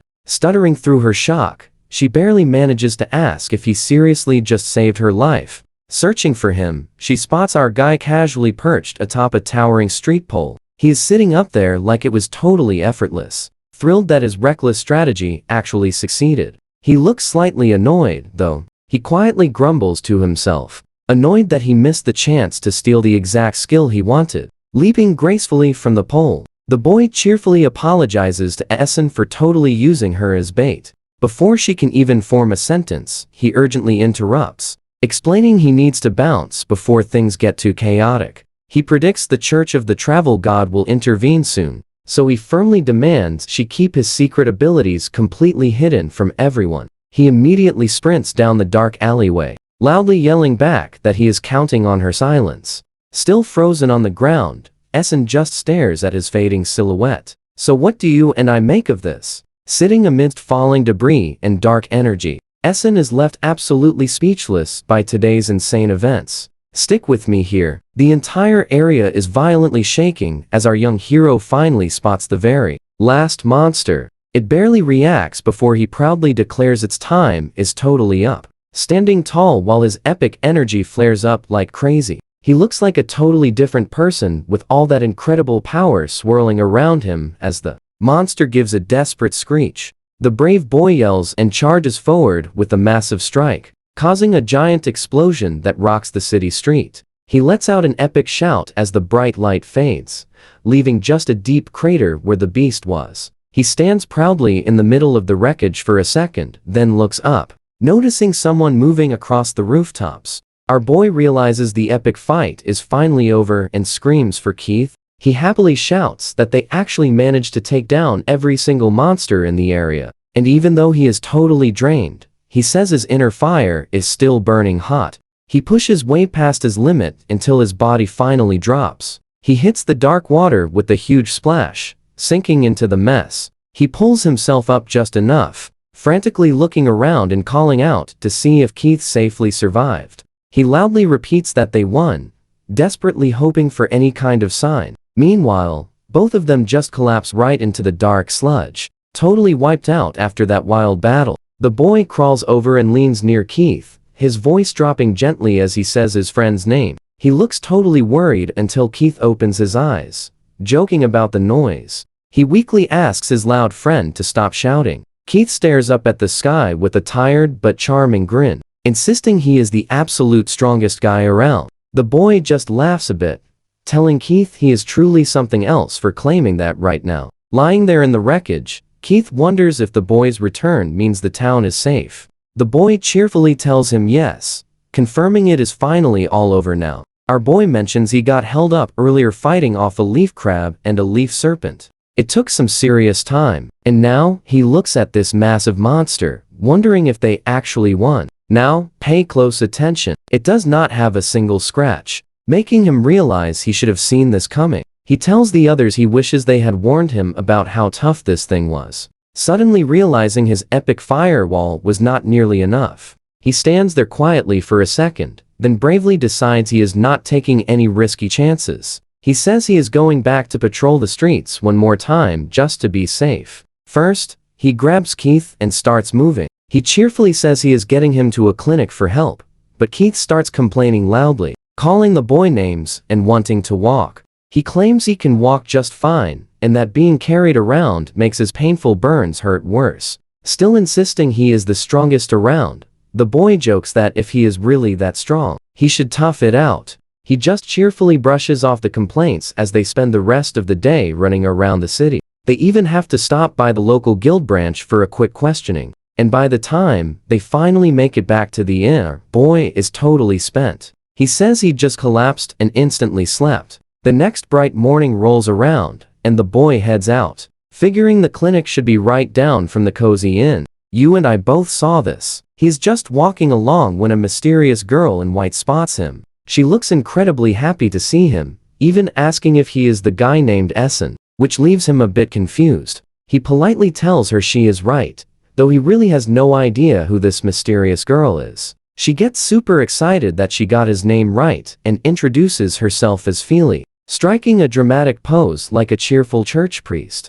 She politely asks if he has a quick minute to talk about yesterday's wild mess. The boy stands there casually listening as she introduces herself again, making absolutely sure he knows she represents the church. Standing in the path, she cheerfully asks again if he is free to chat. He looks a little bit tired, but gently tells her it is totally fine anyway, even though deep down he already knew the mysterious church would get involved after things blew up. Like that. He was honestly just waiting for them to finally show up. Acknowledging that Essen is probably super worn out from all the crazy stuff lately, she tells him they should do their best. She starts walking off and tells him to follow, while Essen walks behind, thinking church folks are actually way more annoying than monsters. It turns out the Church of the Journeying God is just a big, energetic group completely dedicated to serving their deity. They also look after brave adventurers with special gifts, and their whole operation is split into two jobs. The very first thing they do is hand out awesome blessings to anyone joining their mysterious faith. So what do you and I take from this? Whenever someone turns 12, they get that amazing blessing right here. Stick with me here. Their second job is way more serious, since they must punish any followers who break their sacred rules. Normal crimes go to the government, but breaking church law? That falls completely under the power of the priests. Meaning that if an adventurer messes up and causes a monster to wreck a town, these priests are the ones showing up to investigate the whole massive mess. And the wild situation they are facing right now is exactly that kind of problem. Walking along, Essen starts getting incredibly worried about how the church is basically obsessed with their own super strict rules. He knows that in their eyes, a gift only exists for one single reason: to absolutely destroy monsters and nothing else. Looking around the area, he thinks about how the Church of the Journeying God makes it their top priority to never forgive monsters for simply existing. It is even scarier for him because his own body literally turns into a monster sometimes. If they ever found out the real truth, he would absolutely be hunted down. Feli breaks his heavy thoughts by cheerfully asking the guide to follow her right inside. So, he plays along, heading into a room where she makes him wait. Now, watch closely. He is left standing there, totally wondering what she is actually up to. Essen sits down and tries getting totally serious, mentioning he wants to talk case details. But Feli totally cuts him off, playfully saying she already knows everything because she went ahead and read all the investigation records completely herself. Before he can even respond, a massive spread of food, including sausages, eggs, and fresh oysters, gets completely slammed down on the table. Essen just sits there looking absolutely stunned, completely overwhelmed by this giant pile of breakfast food she brought out. Essen looks totally blindsided when he gets called the legendary hero who saved the whole town. Feli just acts like it is no big deal, Admitting she wanted to see him so badly, she hurried over first thing in the morning, before even eating breakfast. Essen simply watches her, genuinely asking if she is seriously planning to eat all that food right there. She happily starts stuffing her face, making it perfectly clear she isn't sharing, but Essen sighs, telling her he doesn't even want any. He tries setting the record completely straight, firmly saying the true hero is actually Keith, and he only helped out a tiny little bit. Feli thinks he is just being super humble, but he insists it is the absolute truth, asking her to keep this chat short so he can visit Keith. She explains that since the huge monster hunt was so messy, some details were probably left out of the official records. Although she makes sure to playfully mention she still gave him and his friend a massive ton of credit in her own version. Hearing that lifts a massive weight completely off his shoulders, and he says it is a huge relief that the story is out there like that. You feel that tension too, right? Feli dives into the questions, leaving Essen sitting there, trying to figure out what to ask her first.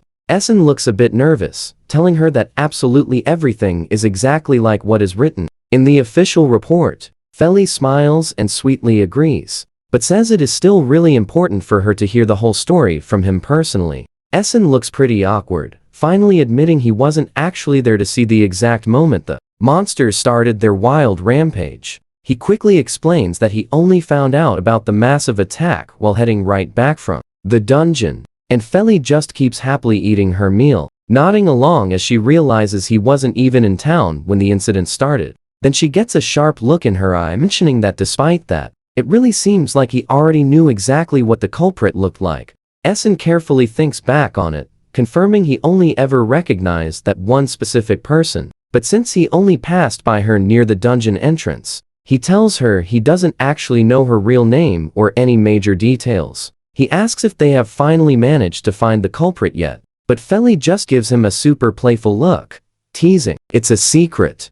She finally lets it slip that the hypnotist girl is being held in a back room, leaving Essen sitting there, completely processing the wild news. Feli twirls some food on her fork, casually pointing out how incredibly weird it is for a criminal to just give themselves up. Essen looks pretty stressed out, quietly asking her what is actually going to happen to the girl now. Feli gets a dark look on her face, telling him straight up that it is going to be the absolute ultimate punishment. She takes a casual sip of her drink, adding that they only do it after completely stripping away the person's gift, which is the scariest part about the church, since everything comes down to whatever the priest decides right on the spot.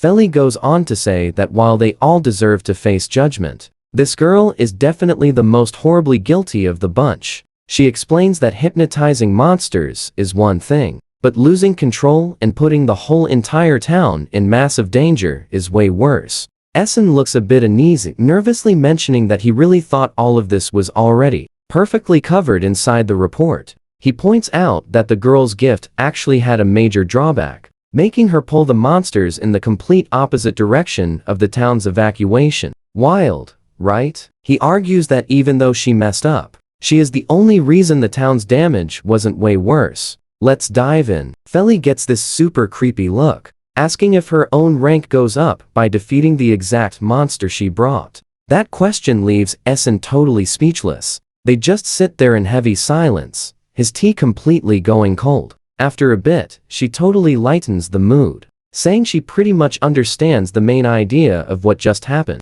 Essen just tries playing it cool, telling her he is honestly just happy that he could actually be of help.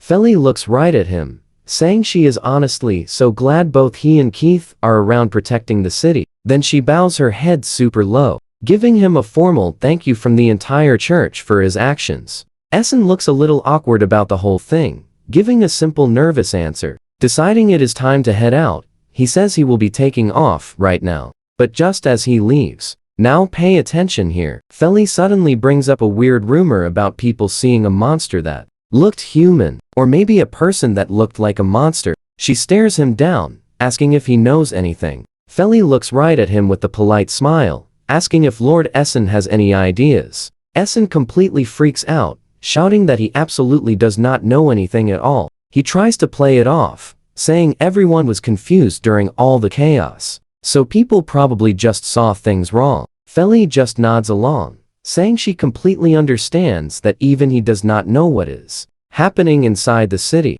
But then her vibe gets incredibly dark, mentioning that if a monster really acted human, her church would have absolutely no choice but to step right in and carry out a strict, full judgment. Essen stands there with a fake smile, absolutely covered in sweat and completely terrified of what he just heard. Then Feli suddenly snaps right back to being super cheerful, saying she is so sorry for taking up his time. As he makes his escape, she waves and thanks him, saying she really hopes they can meet again soon. Essen walks off into the woods alone, looking totally drained and shaking after that insanely close call. Essen is still shaking from their talk, thinking to himself that he absolutely never wants to see that priestess again. He makes his way right back toward the small stone building on the edge of the woods. Inside the quiet clinic, where laundry is hanging out to dry, things are finally starting to settle down, but Keith looks incredibly rough. He is wrapped up in bandages from head to toe like a mummy. Essen walks in and quietly says Keith's name. Looking a bit worried, Nick spots him immediately and yells out for his big bro. Essen notices the kid actually made it. Yua looks up with a hugely relieved smile, asking if the restaurant boy is with him, saying how glad she is that Essen is finally safe. Essen heads right over to the bedside and asks everyone how Keith is actually doing. Keith's muffled voice comes from the blankets, saying the doctor told him his wounds are healed, but he has to stay put until his new skin settles. Essen explains how doctors get a special healing gift from the gods too. He then smiles, completely relieved that his good friend is going to be perfectly fine. Keith starts making muffled noises from under his blankets. Essen leans in, trying to hear. Keith lets out a loud, frustrated yell through the gauze, but Essen simply tells him he cannot understand a single word. Though he is happy, the guy feels lively enough to complain. Keith completely covers his face with bandaged hands, telling the kids not to look at him while he is in such a pathetic state. You and I know Essen is just hoping this crazy situation doesn't end up giving these poor kids some kind of childhood trauma. Nick is not having any of that. He tells Keith he is completely wrong because he thinks Keith is actually super cool, totally catching the big guy off guard. Nick keeps going, telling him he was incredibly awesome during the fight yesterday and is still just as cool today. Yua excitedly jumps in right away, backing him up, and then she looks at Keith with those big, hopeful eyes, asking if he really thinks someone like her could ever grow up to be a strong adventurer like him. Keith gets totally flustered, turning away with a grumpy huff, while Essen just stands there thinking they are all a massive bunch of weirdos. Despite the grumbling, Nick and Yua stand by the bed with huge smiles, looking so absolutely proud of their friend. Yua waves goodbye to the guys as they head out. Nick mentions he has to get back to help run the shop, leaving Essen totally alone with Keith. Essen watches them go, saying he is completely sure those kids will grow up to be amazing adventurers, which actually catches Keith off guard. Essen keeps going, telling the big guy that after seeing him fight, there is absolutely no doubt that he will make it too. Keith just gives a little huff, saying he already knew that, acting like it is absolutely no big deal. And then he just lays there in his bandages, finally getting some well-deserved quiet time to rest. Later on, Essen speaks up again, saying he has a favor to ask, but he pauses, totally shocked, because it really seems like Keith actually used his real name for once. That is where we leave it. The scene shifts to the I-ranked dungeon, Reef of the Roaring Tides, where Essen finally catches up with Keith outside. You and I are jumping right into the action. Essen checks him out, glad he is in perfect shape. Keith shrugs it off, asking who he thinks he is, because obviously he is fine. While running, Keith strictly warns Essen to keep his head in the game, but Essen just grins, telling him to leave it to him.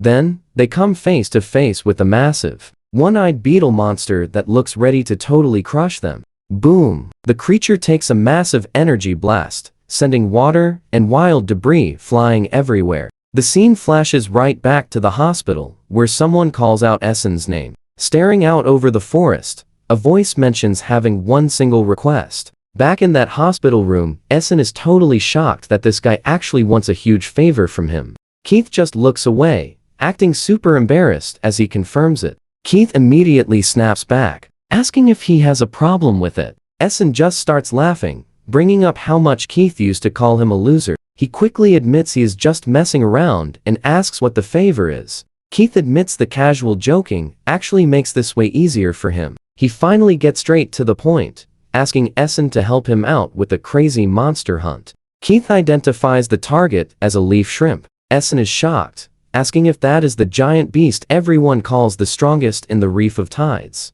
Essen calls his name, but Keith just sits on the edge of the bed, clenching his heavily bandaged fists so tightly that they are shaking. Keith tries saying something about himself, while Essen just quietly watches him struggle to get the words out. Suddenly, he just snaps, calling himself incredibly weak. Watch this carefully, things get deep. He looks entirely frustrated with his limits, explaining that while his gift is incredible, his body simply cannot handle all that insane raw power. Since that entire dungeon is fully submerged in water, it is a horrible matchup for him. The absolute best he could manage is a draw. Staring straight ahead, he flat out admits that he gave up on trying to clear that place years ago. Essen finds that so hard to believe, especially after the totally crazy stunt Keith pulled off just yesterday. Keith gets a dead serious look in his eyes, starting to explain his true motivation for acting out. He tells Essen that seeing that huge monster simply reminded him of his hometown,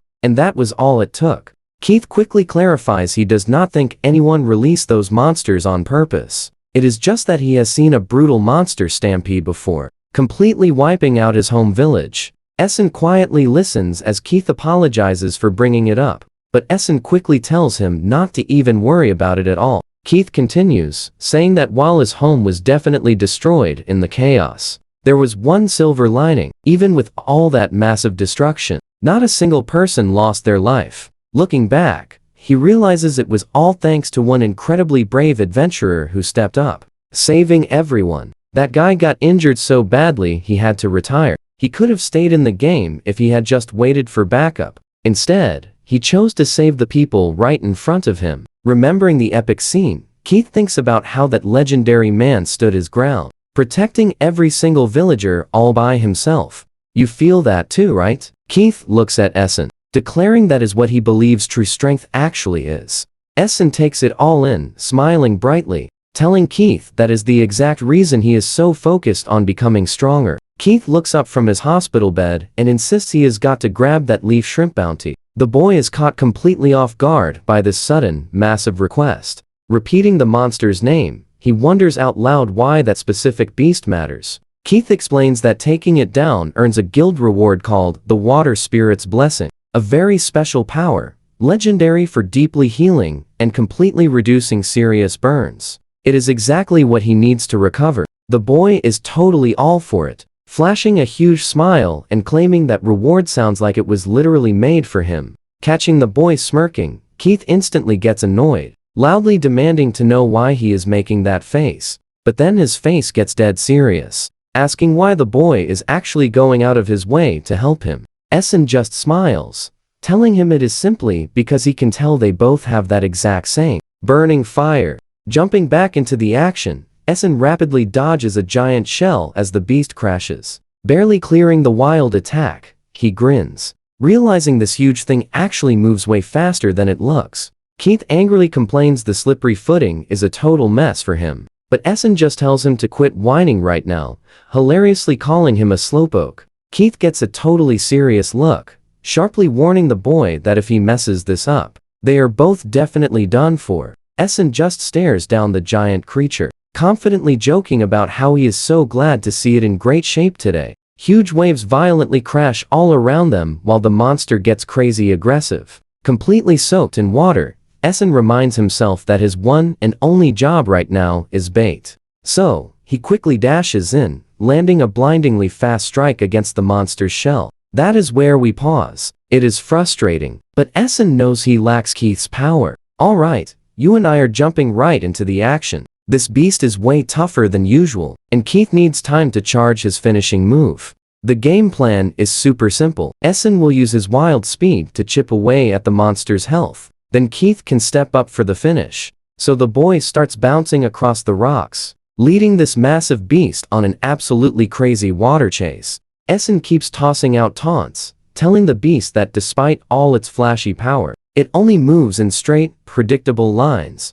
He is feeling incredibly confident about this plan. Figuring dodging won't be hard at all, he boldly yells out that a giant body like that will definitely run out of steam super fast. He just needs to wait for Keith. But out of nowhere, a sudden, massive shockwave catches the kid completely off guard, instantly sending him flying away. Watching safely from the sidelines, Keith sees the brutal hit and screams Essen's name, looking like he's going into pure panic. He grits his teeth, yelling for his friend again, his eyes wide open as he realizes exactly how insanely bad this situation just got. Now watch closely, because everything changes here. They realize too late this is the shrimp's ultimate air cannon, built to wreck absolutely everything. The beast fires another huge blast, tearing through the water and sending massive waves crashing everywhere. Keith lets out a frustrated grunt and leaps right in. Moving as crazy fast as possible through the heavy spray and smoke,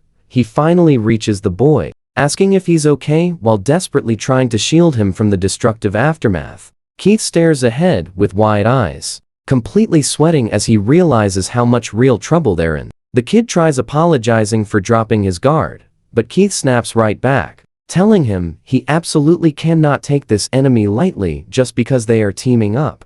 Keith quickly asks if the boy can still move. When the kid says yes, Keith warns they must regroup fast, explaining he just had to waste his entire flame charge to pull off that risky save, leaving the boy totally panicked about what happens next. The kid asks if there's any possible way for them to recharge their energy right now, but zero time to chat. Another massive energy blast tears across the chaotic battlefield, forcing Keith to scramble completely out of the way. Keith grunts that things are gonna get incredibly tough now that this giant beast has decided to make him its #1 target, but he freezes for a second, catching a glimpse of the beast through the thick smoke and realizing something is totally off. The monster stares them down with its glowing single eye, locking onto both of them while charging its heavy weapons. Keith realizes that since there are two of them standing there, it makes terrifying sense. The monster has two cannons ready to fire. Essen starts sweating as the terrifying realization hits him.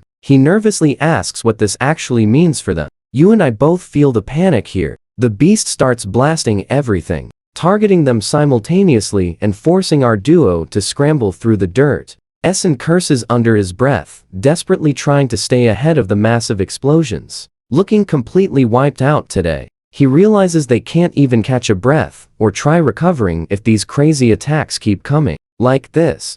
So Keith pushes forward despite being totally covered in bandages. He calls out Essen's name while frantically trying to find an opening. He decides to make his big move right then, and a massive explosion of thick smoke suddenly blankets the area. The heavy smoke spreads across the field, hiding them from the monster's sight for a second, and those relentless attacks finally stop. Essen is completely surprised and asks if Keith's gift can actually do that, but Keith simply tells him it's just a temporary distraction, adding that they are basically going completely broke by playing it safe here. He knows that merely hiding every time the monster fires isn't going to get them the win today. He points out that once they run out of burn medicine, they will have to call it quits today. The boy looks down at his totally ruined clothes and agrees, since he really doesn't want to spend more money on a room. Keith takes a quick second to look over at Essen. He then asks if his unique gift actually lets him transform into any monster, but the kid shakes his head, clearly explaining that his power definitely doesn't work like that. Instead, parts of the monsters he devours just show up as shiny new skills to use. Keith thinks about how absolutely insane a stealing and devouring gift really is. He jokingly says the kid might actually end up turning into a monster himself someday, which definitely rubs our boy the completely wrong way. Essen tells Keith to stop saying such creepy stuff, but Keith just gives him a super serious look, firmly telling him not to even worry about it. He promises that if that ever happens, he will step in and personally take care of it, leaving the poor kid feeling weirded out and not very reassured at all. Essen can't tell if Keith is being helpful or just way too intense, but they definitely have bigger problems to deal with right now. Keith points out they lack any monster skills that can actually damage this tough beast. So, the boy crazily suggests just eating the massive thing to steal its power. He quickly realizes getting near it is an impossible mission, but trust me, you'll want to see this. He bravely decides to be the one drawing its heavy attention for the next wild round. Trying to find a weak spot, he asks if the antennae are unguarded. He immediately starts second-guessing his own crazy plan. Stick with me. He is seriously terrified this giant beast will just strike his throat if he moves. Keith looks totally annoyed. He asks the kid who ruined their master plan to begin with, then tells him to step back and let the real pro handle it. But the boy is still stressing out. He reminds Keith that eating monster parts doesn't guarantee they will actually unlock a magical skill that can save them today. Keith coolly replies that he already knows that perfectly. He figures even without a perfect fix, adding more epic skills to their arsenal is always way better than having nothing. The two of them totally lock in with pure, absolute determination. They both shout that it is time to move. Meanwhile, the massive beast just chills in the middle of the lake, waiting for them. Boom! A massive water blast explodes right in front of them, catching the heroic duo completely off guard. Keith fiercely holds his ground on a rock surrounded by water. He looks so frustrated, realizing his epic attack totally missed the mark this time. He raises his arms as they start glowing with insane power. He admits this was never his original plan, but he plays decoy for now, drawing a massive monster attack that sends wild water blasting everywhere, all around him.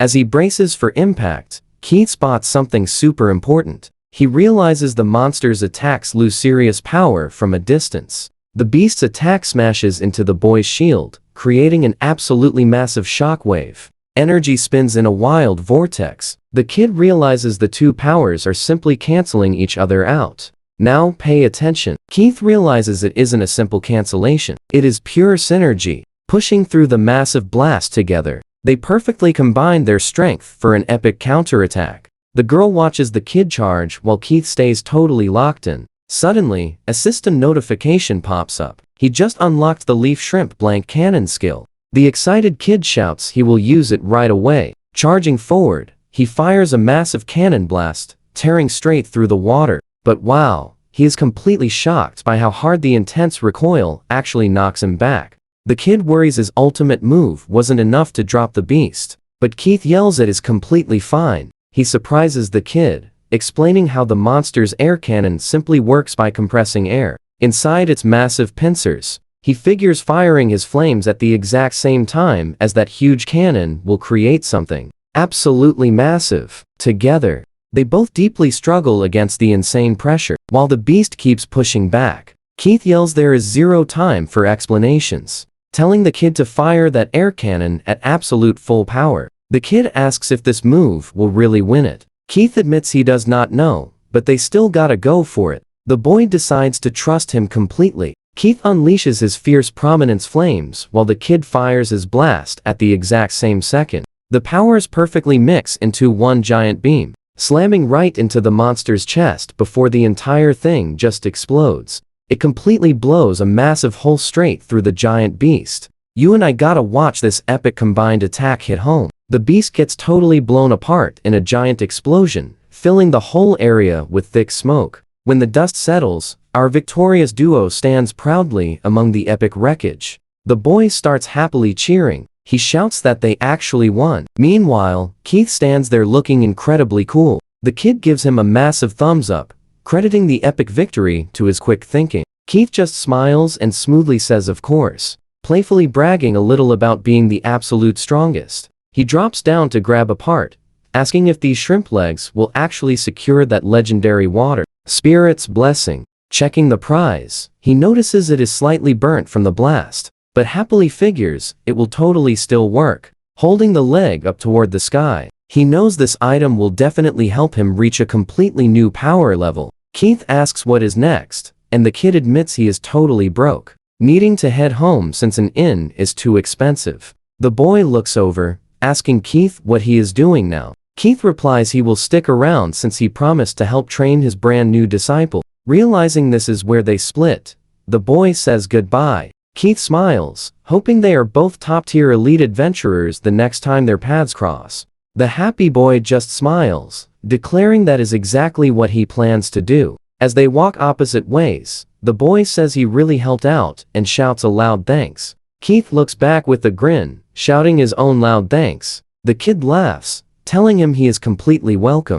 They finish up with a solid fist bump before finally heading out. And that's where we leave it, right at the massive guild entrance, where elite adventurers always gather for epic quests. Stick with me here. Polaris is just walking when someone suddenly shouts her name. It is Wellness. He is leaning on a wall, smoothly calling her totally beautiful. But she is not buying his act, asking if he was just waiting to ambush her. Wellness, a rank 73 pro, laughs it off as a total coincidence. But Polaris shuts him down, demanding he stop following her. She will never join his party. She looks him dead in the eye, claiming he would only slow her down. Wellness just smiles and takes the hit, chuckling about how fierce she always is. He walks alongside her, admitting his supportive gift might not totally match her super aggressive style. Even so, he firmly believes their unique skills would make an absolutely perfect fighting combo. Then he gets totally serious, admitting that is not even why he came looking for her. Wellness admits he was actually super surprised by her the other day. He saw her check the ranking board and then dash straight down into the shady lower district. Polaris immediately asks if he was tailing her. He just laughs, saying, "A noble lady has no business visiting such gross places." She fiercely snaps back that it is none of his business, telling him to move. He just stares, asking if he really was the one following her. Now, pay close attention. Wellness stops and thinks, trying to remember the boy named Essen. Then he smoothly points out that he has never seen her look so panicked. He leans in super close, telling her to relax because he will not harm the guy. He warns that high-status folks must always act with more dignity. He gets right in her face, demanding she stop hanging with low-tier adventurers to protect their reputation.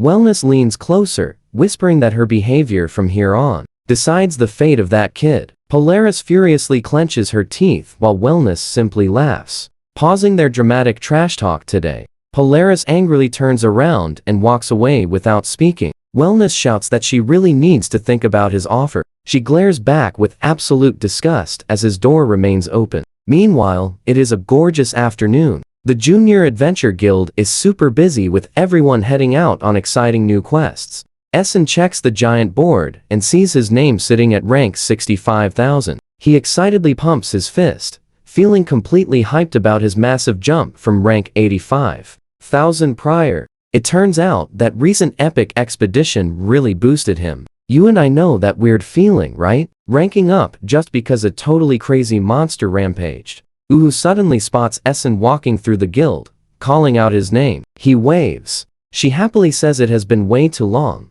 officially welcoming him back to the bustling office. She mentions reading the church report, fully aware that the recent monster incident was a total nightmare. Essen just laughs it off and plays it cool. He claims he barely did anything and was just luckily standing right there. But Alyalu is not having it. She calls him a liar, showing the official report about his fight. Essen is completely shocked. She actually went into that detail. She just says it is her job, especially when he finds trouble. Essen flashes a warm smile, totally appreciating her amazing help. He honestly never thought he would get this much attention. Uhu panics, wildly waving her hands with a bright red face, swearing she is not stalking him. Essen laughs and totally understands. Since he is just a low-ranked rookie, it feels super cool knowing someone cares. Getting this much support is pretty wild when there are literally thousands of other adventurers in town. Essen stands there smiling, thinking Lady Alyalu is definitely a top-tier professional for being so incredibly dedicated.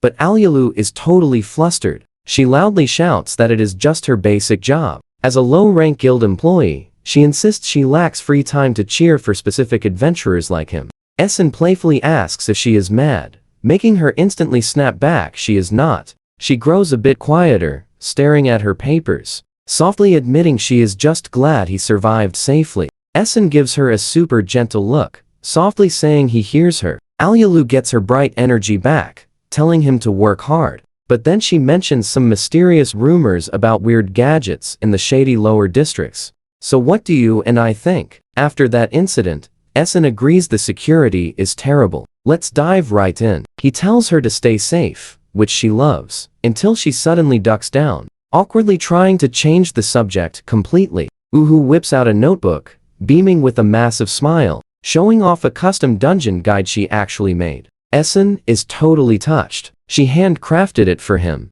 and she admits picking out spots perfectly matching his exact skill level. Essen is seriously hyped up, thanking her for pouring so much effort into this guide. The top spot, house and valley. It is basically endless jagged cliffs and rivers, easily making it the absolute toughest challenge Essen has ever faced. But he knows he has to face it. Watching those massive monsters flying all around, he figures average adventurers could never survive this zone, especially with this wild terrain covered in towering stone pillars everywhere. Essen starts moving through the rocks, totally confident his current powers will easily handle anything in his way. But suddenly, a massive bird monster swoops straight from the sky, snatching someone who screams about getting eaten. But plot twist, it is a wild-looking girl, and she is yelling about eating someone else up. Essen spots other adventurers far off, instantly panicking that they are getting totally ambushed. Right as that wild bird girl gets snatched up and dragged skyward,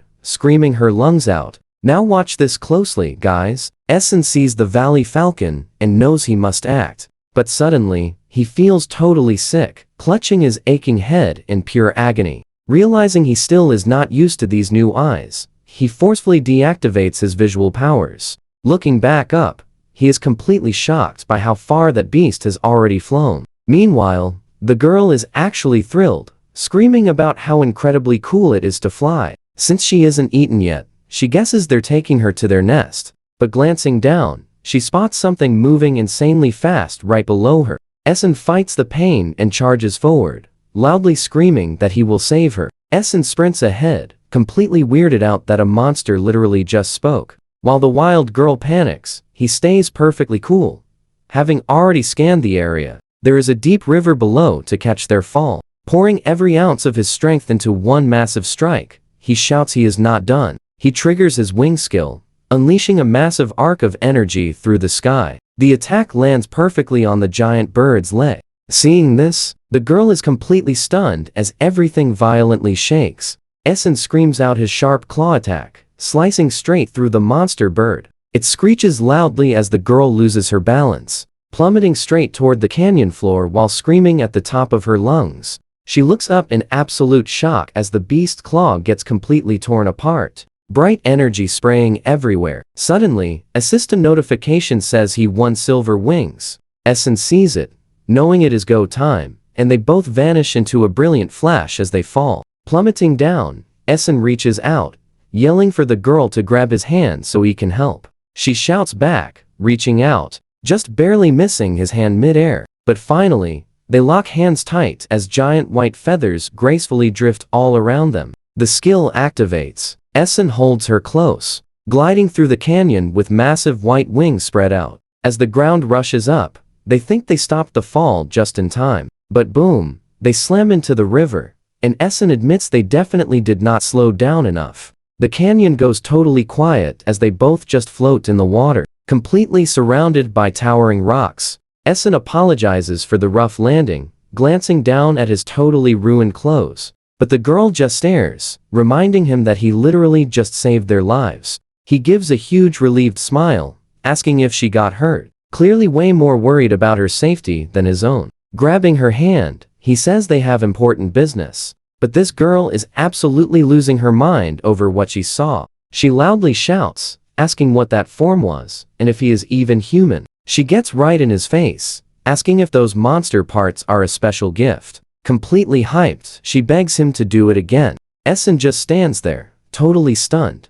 Zero idea how to react to her suddenly acting so friendly. Laughing, she rubs her head, apologizing for getting overly excited, while Essen looks completely drained from this crazy ordeal. Flashing a massive confident grin, she finally introduces herself as Ryuka, looking completely different from the wild girl who attacked him earlier. She suddenly realizes she hasn't given him a proper thanks. So what happens next? Trust me, you will absolutely love this part. Stick with me here. Essen drops his name, and she instantly shouts a massive thank you. He looks totally confused, though. Watching her put that jacket on, he asks if she really isn't afraid of him at all. He explains her reaction is completely unusual. Most normal people would be terrified of someone looking like a literal monster, even if that same person just saved their life. Ruka stares at him seriously, and explains that monsters are strictly tied to specific dungeons. Those magical barriers completely prevent them from ever leaving their zones.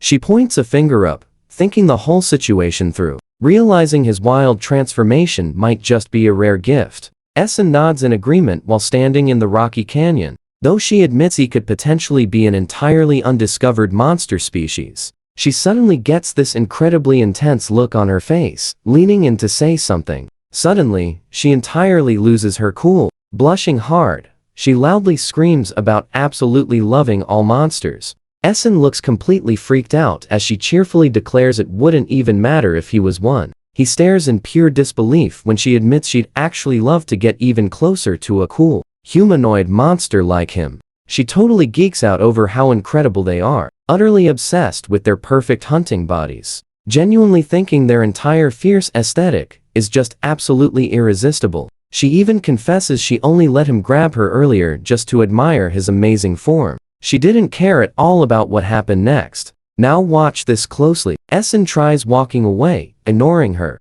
but she tails him, begging him to transform again, just to see those epic wings and fangs once more. Ruka relentlessly pushes until the poor guy finally admits he truly hates showing off his secret gift. But she just gets right in his face. She asks if he's acting shy, since she's already seen it anyway. He finally gives up and agrees. This gets her incredibly hyped to witness his power again. He focuses hard, calling out the Silver Wings power. Suddenly, these massive, glorious feathered wings spread wide open. Ruka is left completely staring in pure, unfiltered awe. With literal stars in her eyes, she can't help screaming about how insanely cool it is. The boy simply glances right back over his shoulder, asking if this is what she wanted. Ruka doesn't even answer. She just dives right in, aggressively hugging the feathers and screaming that they feel like the real thing. She grabs and squeezes so hard he lets out a panicked yelp. But she won't stop, rubbing her face deep inside.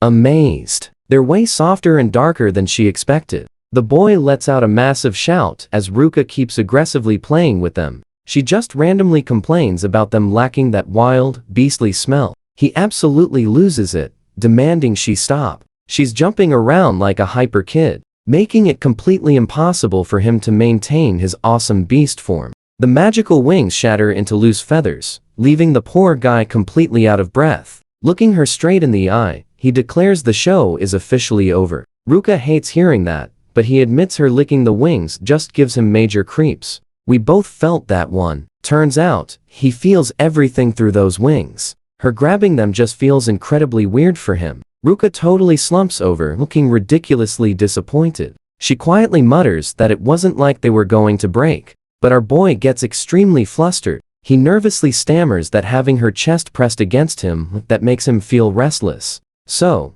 Ruka finally surrenders. She agrees to stop if he really hates it, leaving the guy feeling pretty pathetic about his reaction. He awkwardly stands there, fixing his gear while Ruka stares. Her expression turns dead serious, asking if Essen is really just a low-rank adventurer. Essen is totally confused why she's asking that now. She simply points out that his clothes are absolutely wrecked. He explains that higher-rank adventurers use gear crafted from monster parts, simply because that stuff can actually repair itself. He glances back at his completely shredded clothes, realizing the insane damage taken during the fight. He tells Ruka she's surprisingly knowledgeable about elite-level gear. He honestly can't help asking if she is actually some hidden elite adventurer, but Ruka just playfully laughs it off, telling him he's completely dead wrong. Closing her eyes with a super proud smile, she explains her true profession is actually a craftsman. Holding up one finger for attention, she drops a massive offer. She says she's been thinking about crafting brand new custom gear just for him. They arrive at a colossal mechanical building rocking giant metal legs. The workshop's sheer scale is wild, standing massive, with heavy plating and bizarre pipes everywhere. Playfully sticking her tongue out, she says this is her way of thanking him for saving her and showing off his powers. She throws her arms out wide and shouts, "Tada!" She officially introduces her amazing workshop. And that's where we leave it, with our boy standing there completely speechless. He just stares up at the massive structure. "Come along with me." He is barely able to believe his eyes, totally shocked that this insane place was hiding right on the city's edge.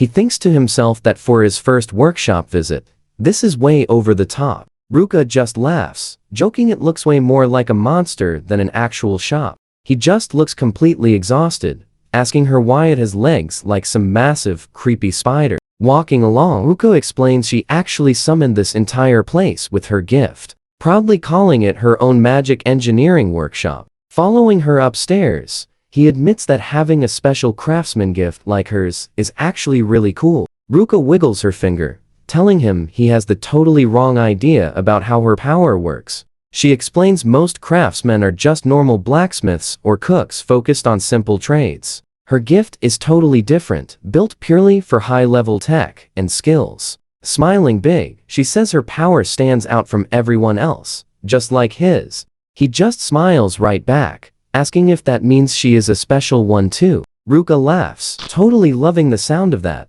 Heading for the massive door, she excitedly tells the boy to hurry up and get inside. Stepping into the workshop, he looks around, completely blown away by the giant furnace and awesome gear. Ruka heads straight for the back where the huge fire is blazing. Strolling past her tools, he spots a massive pile of books and random beast parts stacked in the corner, and he cannot help feeling super impressed. Checking out all the hammers and equipment lying around, he tells Ruka she genuinely seems like a true professional craftsman. Ruka acts like that is totally obvious, telling him she has prep work to do, so he should just go ahead and look around at whatever. He says he is on it, flashing a quick smile before he happily starts exploring the room. He discovers a creepy beast jaw packed with rows of razor-sharp teeth, sitting on one of the workbenches. Now watch closely. He leans in, thinking it is rare mid-tier loot, but as he reaches out, bam! The jaw suddenly snaps shut right on his hand. He screams out in pain while Ruka casually mentions he probably should not touch random things, so carelessly, while he totally freaks out, yelling that his fingers are going to be bitten off. Ruka just stands right there laughing at him. He ends up with his entire hand wrapped in thick bandages to stop the hurting. Ruka casually explains that undead monster parts always act like that. He just sits there crying, complaining. She absolutely should have mentioned that little detail way earlier. She doesn't feel bad at all, reminding him he is the one who touched it, since she only gave him permission to look around. He desperately tries to defend his actions, saying there was no way he could know, since that thing was basically a total trap. Suddenly, Ruka's eyes light up, saying she just thought of something amazing. Moving fast, she declares she is drawing up a brand new equipment plan for him right this second. Flipping open her notebook, she gets ready to start sketching his new gear. Ruka gets this weird look, mentioning it is getting late, so they should not waste time. Holding up a measuring tape with a huge grin, she tells him to take his clothes off right now so she can finally get his sizes. He just stands there with a completely blank look on his face, absolutely shocked by what she just asked him to do. Ruka starts yanking his clothes off, rushing because it is getting dark. He totally loses it, screaming she cannot just strip people, but she casually asks why he is being so incredibly shy. He tries explaining he wasn't ready for this, but Ruka brushes it off, claiming she has seen plenty of naked guys before. While they keep arguing, someone wearing white boots walks right up to the workshop. A sudden knock hits. "You and I know this timing is terrible." A voice outside asks if Ruka is around. The huge door opens, revealing Polaris standing right there, saying her sword needs fixing. She stops mid-sentence, looking totally stunned, staring at the shirtless guy. He cannot believe his eyes, screaming her name, while Ruka casually greets her like it is no big deal. He is totally losing his mind, wondering why the top-ranked ice princess is even visiting a place like this. The room goes dead quiet while Polaris stands over him, just staring the guy down with her arms firmly crossed. He sits frozen on a wooden stool, shirtless and sweating, looking like he is trapped in an absolute living nightmare. Polaris takes a solid second processing what she is seeing, eyes locking onto him while he scrambles to think of something to say. Flashing a nervous smile, he tells Polaris it has been a long time since they last saw each other, but Polaris isn't feeling the friendly vibe at all, shooting him a cold look, saying she guesses that is true. He tries keeping the mood light by laughing, saying he is totally shocked they would meet in a place like this. Polaris narrows her eyes, dropping an icy response. We'll find out how this unravels next time. Let's jump right into this mess. The room's temperature instantly drops, freezing air swirling around her feet. He shivers, feeling that absolute chill as Polaris casually asks if she just crashed a private moment with Ryuka. That dark expression on her face is terrifying. She straight up tells him there is zero point playing innocent anymore. Looking him up and down, Polaris notes, his current half-undressed state makes the whole situation pretty obvious. She jokes he is clearly having fun, but our boy panics, shouting she has everything entirely wrong. Ruka was just the one who took all his clothes off. Essen desperately tries digging himself out of this hole, explaining he literally met Ruka today. But honestly, that just makes Polaris way more skeptical. She repeats that he is hanging out at a random girl's house. The poor guy completely snaps. He realizes too late that his excuse sounded 100 times worse. Waving his hands around like an absolute maniac, he screams that this is just one giant, hilarious misunderstanding. Polaris is not buying a single word. She just dryly notes how much free time he has for a so-called active adventurer. He instantly fires back, insisting that is completely false, and he has actually been staying super busy lately. Essen frantically explains he just needed measurements taken. He swears nothing shady is happening here, insisting he has absolutely zero time to mess around with any girls. Now watch this closely. Polaris cracks a tiny smile, casually dropping that she was just messing with him. She admits that seeing his panicked face after so long just made her want to tease him a little bit. Essen quickly begs her to stop, because her version of teasing is genuinely terrifying. Polaris gives a super quick, casual apology. She explains she has known Ryuka for years, so she already knows exactly what the girl is like. Essen suddenly connects the dots. Ryuka must be the secret creator behind all of Polaris' ridiculously high-tier gear. Polaris confirms it. It turns out Ryuka is insanely famous among elite adventurers, a legendary master craftsman who truly knows her stuff. Our boy is absolutely mind-blown. Meanwhile, Polaris casually mentions she is the one actually shocked to find him hanging around this shop. Right then, Ruka calls out from the back room, apologizing for the wait. She pops out, handing over a massive sword and proudly announcing the maintenance is finished. Polaris gives a quick thanks, but Ruka humbly shrugs it off. There really was not much to fix. Ruka mentions how much Polaris always helps. She explains she simply tweaked the weapon so magic flows through it much smoother. Flashing a bright smile, Ruka praises Polaris. She really does an absolutely amazing job taking care of all her high-end equipment. Testing the energy in her hand, Polaris plays it cool, calmly asking if Ruka genuinely thinks so. Polaris claims it is only because Ruka crafts such incredible, high-quality gear. Ruka gets completely flustered, playfully begging her to stop. Essen watches, amazed that a top ranker respects this girl so much. He secretly wonders if a master that good would actually make gear for him. Let that sink in for a second. Ruka suddenly remembers. Essen is there, apologizing for putting his custom request on hold. Essen just smiles warmly, telling her it is totally fine since she is doing him a massive favor anyway. Ryuka eagerly grabs her tools. She promises to finish his gear right this second. Meanwhile, Polaris stands back, arms crossed. She quietly watches the duo work as Ryuka steps right behind our boy, taking careful measurements and adjusting his back. Finishing her notes on a paper, Ruka suddenly speaks up, completely changing the subject.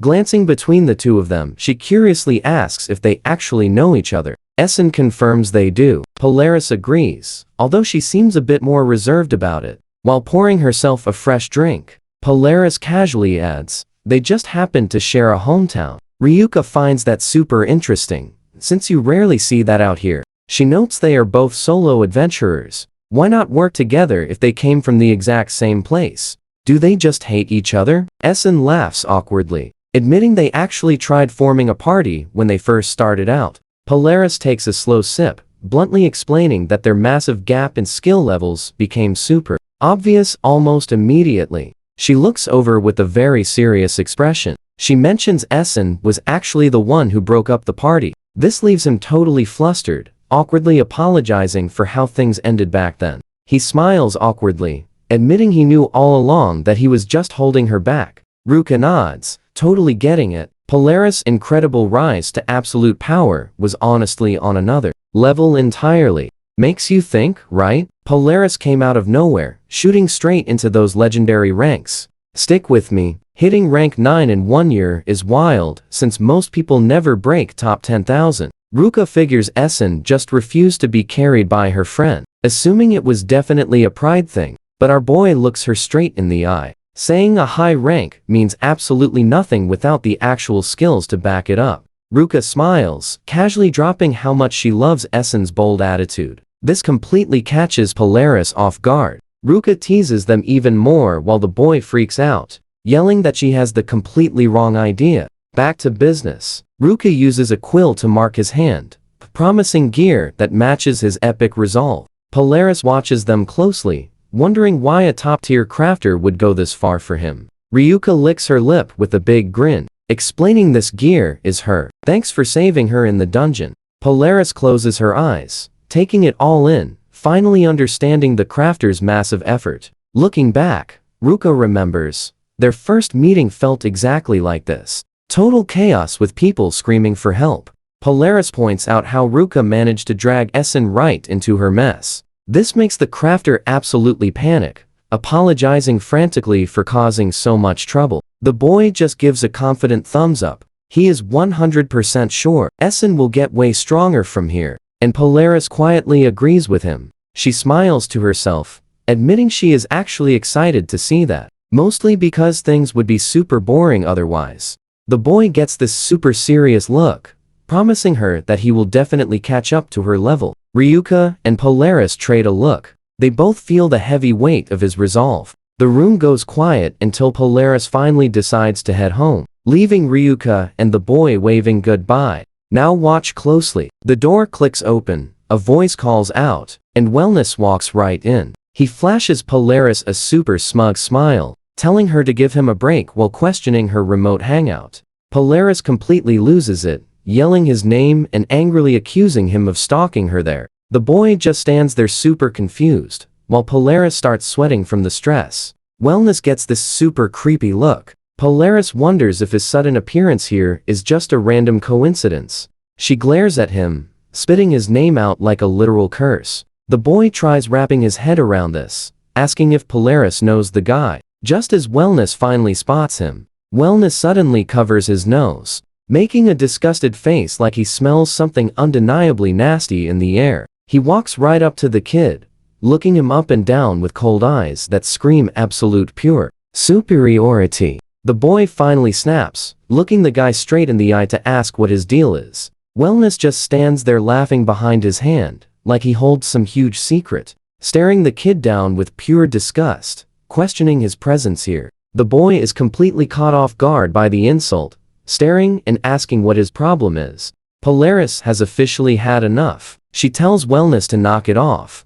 but he just sighs, bored. You and I are probably thinking the same thing, as he claims this kid completely ruins her image. Wellness turns his arrogant attention toward Ruka. Next, he gives her unsolicited advice about how she really needs to pick way better customers. He keeps going, warning her that letting low levels inside will absolutely tank her shop's reputation. Ryuka is not having it. She fires back that it is her house and she will welcome whoever she wants. She points out that she never even invited him over to her place anyway. Wellness does not even care about the rejection, smiling and saying he only came to pick up Polaris anyway. But the boy refuses to let those insults slide, yelling for Wellness to wait. He marches back, telling him he is too rude, and asking who he thinks he is. Wellness gives him this look of total pity, claiming the ignorant kid clearly does not know how to talk to a superior level player. He smirks, saying the kid cannot help his ignorance, since they live in entirely different worlds. He touches his chest, loudly bragging about being rank 73, and an absolute gifted genius. Then he lets out a massive laugh, yelling that he is actually Polaris's boyfriend, leaving absolutely everyone completely speechless. Polaris just stands there with a completely blank look. She cannot even process what he said. And that is where we leave it. The boy is absolutely shocked, his whole world completely flipped. You and I are jumping right into the drama. He completely panics, desperately asking Polaris if this wild story is actually true. Polaris is visibly sweating. She glares right at Wellness, totally confused about what twisted game he is playing. Completely overwhelmed, her hair hides her eyes as her mind races. She knows if she refuses to play along, things will get seriously out of control. Wellness just hums a catchy tune, strutting away like a total boss, while the kid just stands there in absolute, stunned silence. Polaris stands frozen, looking literally sick to her stomach as she fights to find the right words. She takes a trembling breath. The boy stands beside her looking totally heartbroken. Forcing the awful words out, she claims everything Wellness said was totally real. The stunned kid just mumbles that he finally understands. He acts all chill, saying they are growing up so things like this happen. But beneath that brave face, he is absolutely crumbling completely on the inside. Polaris is physically shaking, burying her face in her hand, barely keeping her emotions together. Meanwhile, Wellness acts completely superior. Staring at the sky, he fixes his collar like the absolute biggest drama queen in the world. He arrogantly declares that this is simply how things work. Wellness warns the kid to take a hint and never show his face again. He pulls Polaris away, leaving the poor guy completely abandoned in the dust. The kid stares blankly, looking like his heart just shattered completely. Wellness honestly could not care less. He casually calls out to Polaris, announcing it is time for them to leave. Watch this scene closely, guys. A lone signpost marks an empty field. Suddenly, a creepy chuckle breaks the silence, growing into a massive laugh filling the night. Polaris stares at the ground, firmly, asking Wellness if he is actually proud of that mess. She totally calls him out, calling his childish joke incredibly tasteless and cruel. Wellness doesn't even blink. He proudly says he loved it, asking if she saw the absolutely pathetic look on the poor kid's face. Flashing a deeply creepy smile, he claims he witnessed something truly amazing out there today. Polaris warns him that essence simply refuses to break. Wellness just laughs hysterically, leaning in with an incredibly smug smirk. He jokes that for an unbreakable guy, the kid looked like he was truly falling apart. Polaris narrows her furious eyes. The very guy who caused this disaster is actually acting so incredibly proud of himself. Turning her back, she admits she feels like absolute trash for playing along with such a ridiculously cruel, stupid lie. She honestly tells him she would normally crush him right here, but getting a penalty for fighting another adventurer just isn't worth the hassle today. Glaring back with absolute fury, she firmly declares she won't risk her special talents on a small-time loser like him. Dropping one final warning, she heavily advises him to never, ever underestimate Essen's true potential. With pure fire blazing in her eyes, Polaris boldly declares Essen will reach the absolute top entirely on his own. She is completely serious because that is the unbreakable promise they made together forever. You felt that shift, right? She steps up, swearing she will gather all his garbage energy and launch it straight back at his face. Wellness doesn't look slightly worried. He just stands confidently with that super annoying smirk. He bursts out laughing, mocking her intense trust. He loudly wonders if that broken kid even has the guts to ever stand back on his feet. Walking away, he casually warns that if the boy somehow recovers, it changes absolutely nothing. He will simply be waiting to crush him into the dirt like a bug. The sun sets slowly, blanketing the entire city in a cold, quiet, eerie shadow. People vanish from the streets, heading home and leaving the dark alleys completely empty. Meanwhile, our exhausted boy finally arrives home. He drags himself upstairs, weakly pushing the wooden door open to his room. Skipping his gear, he face plants heavily onto the mattress. He is totally destroyed mentally by everything that just happened today. Staring blindly into space, he seriously wonders why those cruel words hurt him so deeply. He simply cannot escape the thought, the horrible idea that Polaris might actually already have another romantic partner. It really should be incredibly simple, but it destroys him inside. He knows she is the strongest adventurer alive, perfectly equipped with powerful allies who can actually match her insane pace in a real fight. He bitterly questions why she would ever wait for a weakling like him, surrounded by teammates who actually pull their weight. He honestly wonders if she stays loyal just to honor their childhood promise, or if she simply feels incredibly sorry for him. Memories flood his mind. He remembers the old days when she genuinely needed him by her side. Flashback to their sad childhood. Outside a quiet, dark house, the only heartbreaking sound is a little girl crying her poor eyes out.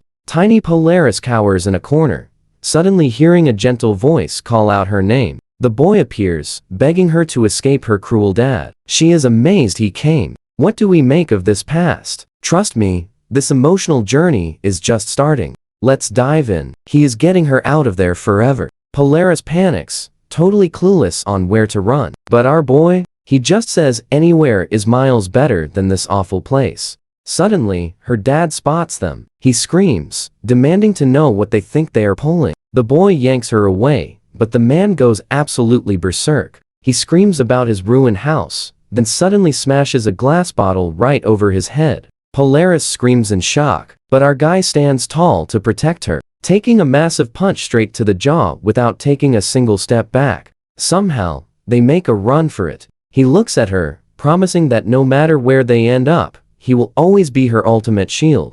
Later, while resting, he asks if she remembers his wild dream. Next thing, he is giving her a piggyback ride, bragging about becoming a pro adventurer at 10 years old, swearing they will team up and be the most legendary duo ever. Years fly by. Polaris unlocks her gift called Silver World, giving her absolute mastery over freezing ice magic. He is so hyped, expecting her to be strong, but his jaw drops when she casually freezes the whole landscape with one single, massive blast of ice. Soon, she starts climbing the ranks. She excitedly shows him how her standing just skyrocketed once again. But Polaris admits this level is just not enough. She tells Essen her true goal is to keep grinding until she finally hits that absolute #1 spot. She glances right back at him, calling out Essen, with the biggest, brightest smile. Now watch this shift. Essen suddenly jolts awake in his bed. He sits up, looking completely dazed and super out of it. Bright morning sunlight blasts his eyes. He just sits there on the edge of the mattress, burying his head in his hands like he is having a terrible morning. He mutters that things are looking pretty bad right now. He thinks about how genuinely embarrassing and lame that dream was. Deciding that was a pretty terrible way to wake up, he walks out to the stone well in the yard. He splashes freezing cold water right on his face, desperately trying to snap out of this weird, heavy funk. He crouches by the bucket. Other guys hang out in the background, but Essen is totally trapped inside his own racing thoughts. Water dripping slowly from his hair. He really starts wondering why Polaris even cares about him nowadays. Then it hits him. She is probably just the loyal type who absolutely refuses to break any promise. He figures that must be the whole truth. Staring into the clear water, he realizes he seriously needs to go find Ryuka and give her a massive apology. He cannot even remember the details, but he is super sure he just walked away without saying anything. This makes him feel like a complete jerk for being so insanely rude. He looks past the hills toward her camp. Sure enough, Ryuka is sitting by her cozy campfire, waiting super patiently while her damp clothes dry on the line. The second she spots him walking over, her face totally lights up. She cheerfully calls out, saying that he finally made it back. Essen immediately bows his head, apologizing for totally disappearing on her yesterday. But she just laughs it off, sweetly telling him not to worry about it at all. She admits she was actually pretty worried. He looked completely spaced out before leaving. Hearing that just makes him feel way worse, so he frantically keeps on apologizing. Ryuka looks a little bit confused when he mentions Essen, but she quickly brushes it off. She claps her hands together, happily, saying she is just really glad he actually came back today. Then, she brings up that special gear from yesterday. She tells him it is already 100% finished, begging him to try it on so she can look. I know what you are thinking. Essen totally loses it, asking how she finished so incredibly fast when he literally just pitched the idea yesterday. Ryuka just laughs. She says once she started crafting, she was having way too much fun to stop. Essen just stands there, absolutely mind blown that anyone could actually craft things that fast. But he cannot help smiling. He realizes Ryuka is honestly on a completely different level than anyone he has ever met. She quickly points toward the table, telling him the entire armor set is sitting right there, just waiting for him to equip it. He wastes zero time. He starts snapping the armor pieces into place, immediately feeling how perfectly this premium gear fits his body. Once he is finally suited up, he quickly asks Ryuka if he actually managed to equip everything correctly. She points right at the cool new headband, She explains she crafted it specifically to protect his head. After all, that is exactly where sneaky monsters usually aim.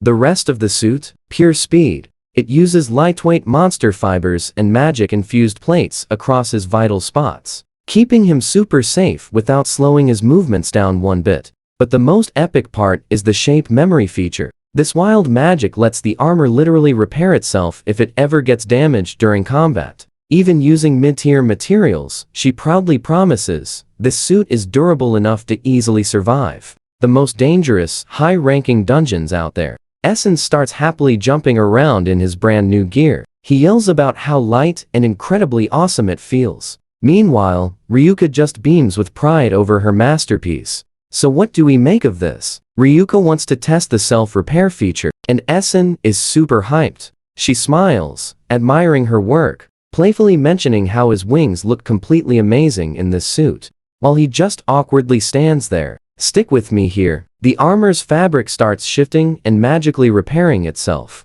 leaving our boy totally amazed, loudly shouting about how this insane healing function is actually working right before his own eyes. He inspects the insane quality even closer, realizing she used C-rank materials for everything. He starts panicking, frantically asking her if a premium suit like this is going to cost him an absolute fortune. Ruka just flashes a huge smile, telling him to relax because she considers this a solid investment in his bright, adventuring future. But she playfully adds that the next one won't be free, so he better level up and start bringing in some serious coin. The boy nods along, though he suddenly goes quiet, deeply wondering what getting stronger is actually going to require from him. This makes Ruka wonder if she totally ruined the cheerful mood by getting too serious. Out of nowhere, Ruka shocks him by asking if Essen secretly had feelings for Polaris. She keeps the chat going while they relax by the warm campfire, pointing out how Essen acted around her, asking point blank if he believes the guy was actually crushing on her hard. Looking away quietly, the boy admits that looking back, it might actually be true. He asks her if she seriously caught those romantic vibes, and Ruka confidently replies that she definitely sensed it all right away, adding that when someone is that gloomy and super open about it, anyone would notice. The boy forces a weak smile, quietly agreeing that her point makes total sense. Feeling totally called out, he slumps down beside the fire, appearing completely exhausted by this deep conversation. Noticing this, Ruka warmly reminds him that she is always right here whenever he needs to vent. Pay attention here. She shares that in her job, she constantly sees folks hit their breaking point and leave the adventurer life forever. Looking down, Ruka explains how even the toughest fighters sometimes never recover after losing a close teammate. She notes how some face party betrayals, despite having amazing gifts, while others simply reach their absolute limit and completely give up. But then she smiles, telling the boy she truly believes everyone out here has an incredibly strong body and heart. She explains that anyone risking everything to battle dangerous monsters simply must possess serious mental strength to face their deepest fears head-on. However, even the most durable things eventually have a limit. To prove it, she flicks a tiny walnut, effortlessly cracking the hard shell wide open until the broken pieces roll away. Looking straight at him, she warns that no matter how tough the exterior seems, absolutely everything hides a weak point. Mainly because the hidden stuff inside is always way more fragile than the outer shell. Staying silent, the boy looks down, comparing his own heart to that cracked walnut, feeling like he has finally been broken open. Ruka gently adds that bottling everything up alone never helps, and it is totally okay to lean on someone else when life gets heavy. Curled up on the dirt, the boy lets her warm words sink in completely, whispering that he finally understands her point. Looking up, he honestly confesses to Ruka that he isn't even sure if his feelings for Polaris were actually real love. We've all been there, right? He explains his urge to protect her overpowered everything else, leaving Ruka staring in total shock. Thinking back, he admits it feels almost impossible to imagine today, but Polaris was incredibly weak before she awakened. Her special gift. He remembers how losing her mom young caused her grieving dad to turn into a bitter and deeply angry drunk instead. Things got super dark, and he describes how she would just stay completely silent, taking every single harsh hit without complaining. Eventually, he just couldn't watch her suffer anymore. So he bravely grabbed her hand and they escaped from that terrible village. Sitting back by the crackling fire, he mentions Ruka already knows the rest of their wild journey as traveling adventurers. But looking up at the stars, he brings up their childhood promise to climb the ranks and become the absolute best together. Even though she eventually left him in the dust, he confesses that fulfilling that old promise is why he trained so hard. The boy remembers the exact moment Wellness appeared, boldly claiming to be Polaris's new lover. He honestly admits that his strength completely vanished right then, making him realize that promise shouldn't have been the sole reason he was pushing his body to the absolute limit. They sit together in the peaceful night, silently watching the flames dance. Ruka finally breaks the quiet tension, cheerfully saying she knew it. She bluntly tells him that he is simply experiencing some classic jealousy. Letting out a heavy sigh, the boy leans back and calls himself totally pathetic, while Ruka just warmly smiles at him. Laughing out loud, she tells him that, honestly, it really isn't a big deal. He completely disagrees, arguing it really sucks realizing his grand childhood promise was merely a convenient cover for those embarrassing, lame romantic feelings.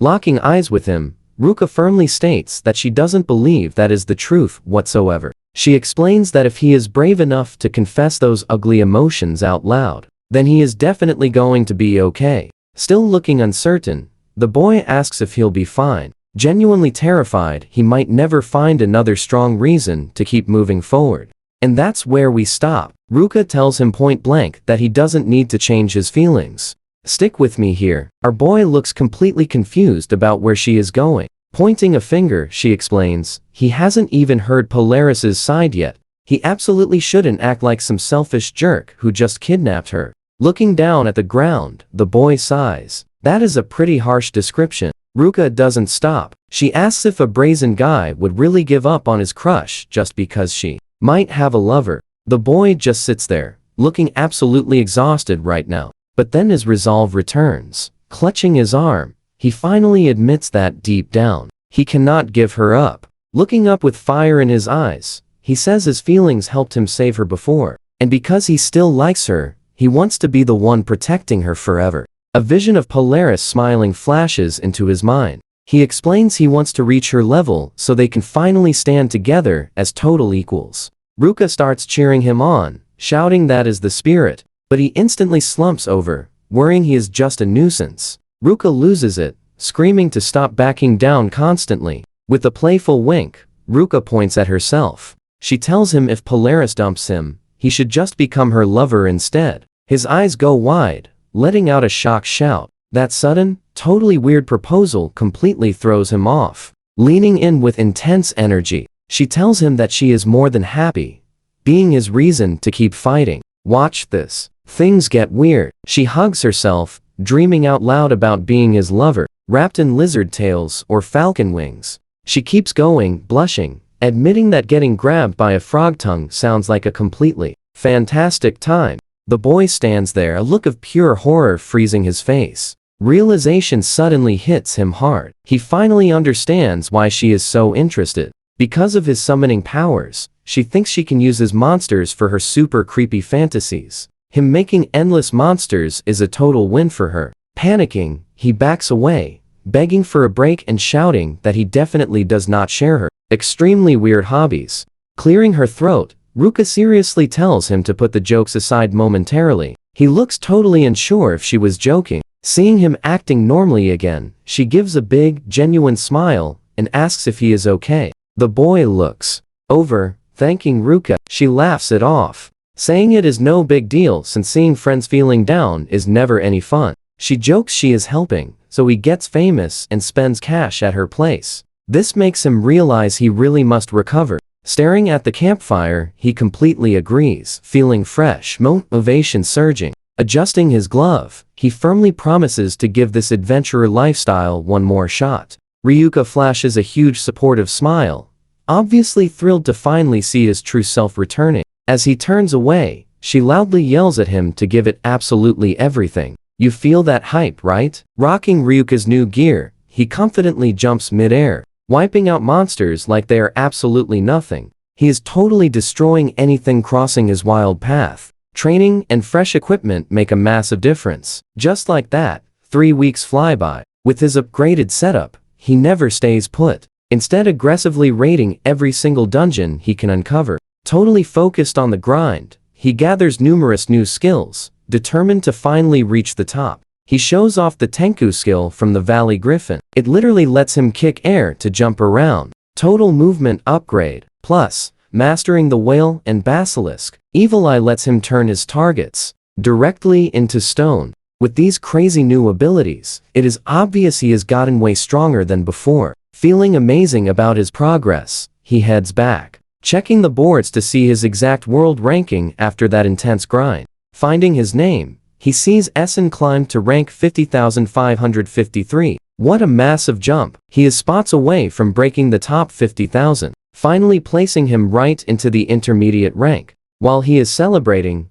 Alyalu shows up, warmly asking how he is holding up. Extremely happy to see her, he says things are great, especially since he cleared almost every dungeon she previously suggested. He moves fast. Alyalu calls that honestly impressive, asking if he is already hunting for a brand new dungeon. He agrees, asking for leads. You and I need answers. Alright, you and I are jumping right in. She gives him a look, says dungeon runs are cool, but asks if he wants something totally different. He looks totally surprised. Different work? Yulu just smiles her bright smile and explains she wants him taking on a very special, official request straight from the guild itself. She explains it is not common knowledge, but the guild actually handles plenty of requests outside normal dungeon clearing. So, she promises the payout for this special gig is going to be massive. He admits that sounds super tempting, but looking a little stressed. He argues his main focus right now really needs to be raising his rank. Yulu gets totally serious, warning that riding a hot streak is actually the most dangerous time for any rising fighter. She honestly tells him, adventurers need to step back from the grind sometimes, just to keep their heads totally straight. The boy goes totally quiet, suddenly realizing she is just trying to protect him. With a quick wink, she promises the job is not hard labor, so he should treat it like a much-needed vacation from fighting. That logic completely does the trick, and he tells her he is finally in. Yulu gets incredibly hyped and happily cheers, thrilled she finally got him to agree. She announces she will get everything ready, and he just nods as she happily bounces out. He stands there, confused about the prep work. Up on a balcony, some sketchy guys are quietly watching everything unfold from the dark shadows. Flashing back to Wellness and his massive estate, someone is actively demanding the latest important news. Chilling in his robe, Wellness looks super annoyed, asking if that absolute trash adventurer still has not quit. His minion nervously reports the kid is actually more motivated than ever, completely making Wellness lose his mind. He angrily clicks his tongue, violently slamming his hand down. Taking a drink, he looks totally fed up with how annoying the stubborn kid is. So, he explains, the easiest way to mentally break Polaris is simply ruining the person she really cares about. Now pay attention. Since mind games failed, Wellness decides things absolutely must get much more direct. Terrified by this shift, the lackey freezes as Wellness casually suggests eliminating the boy, making the guy freak out and scream that it is going way too far. The lackey warns that despite his high status, Wellness cannot escape the church if he starts eliminating innocent people. Wellness just looks completely bored, barely even listening to the panicked warning while lounging in his expensive robe. When asked why he must do it, Wellness reminds the lackey he was not hired for writing reports. Wellness explains he only showed up personally last time to mock the kid's super pathetic face. But now, he points out that this dirty work is exactly his subordinate's actual job. Wellness forces a choice: do the job or get kicked out, leaving the guy totally trapped. Making it worse, Wellness violently threatens his family, leaving the poor subordinate standing there completely shattered and entirely out of options.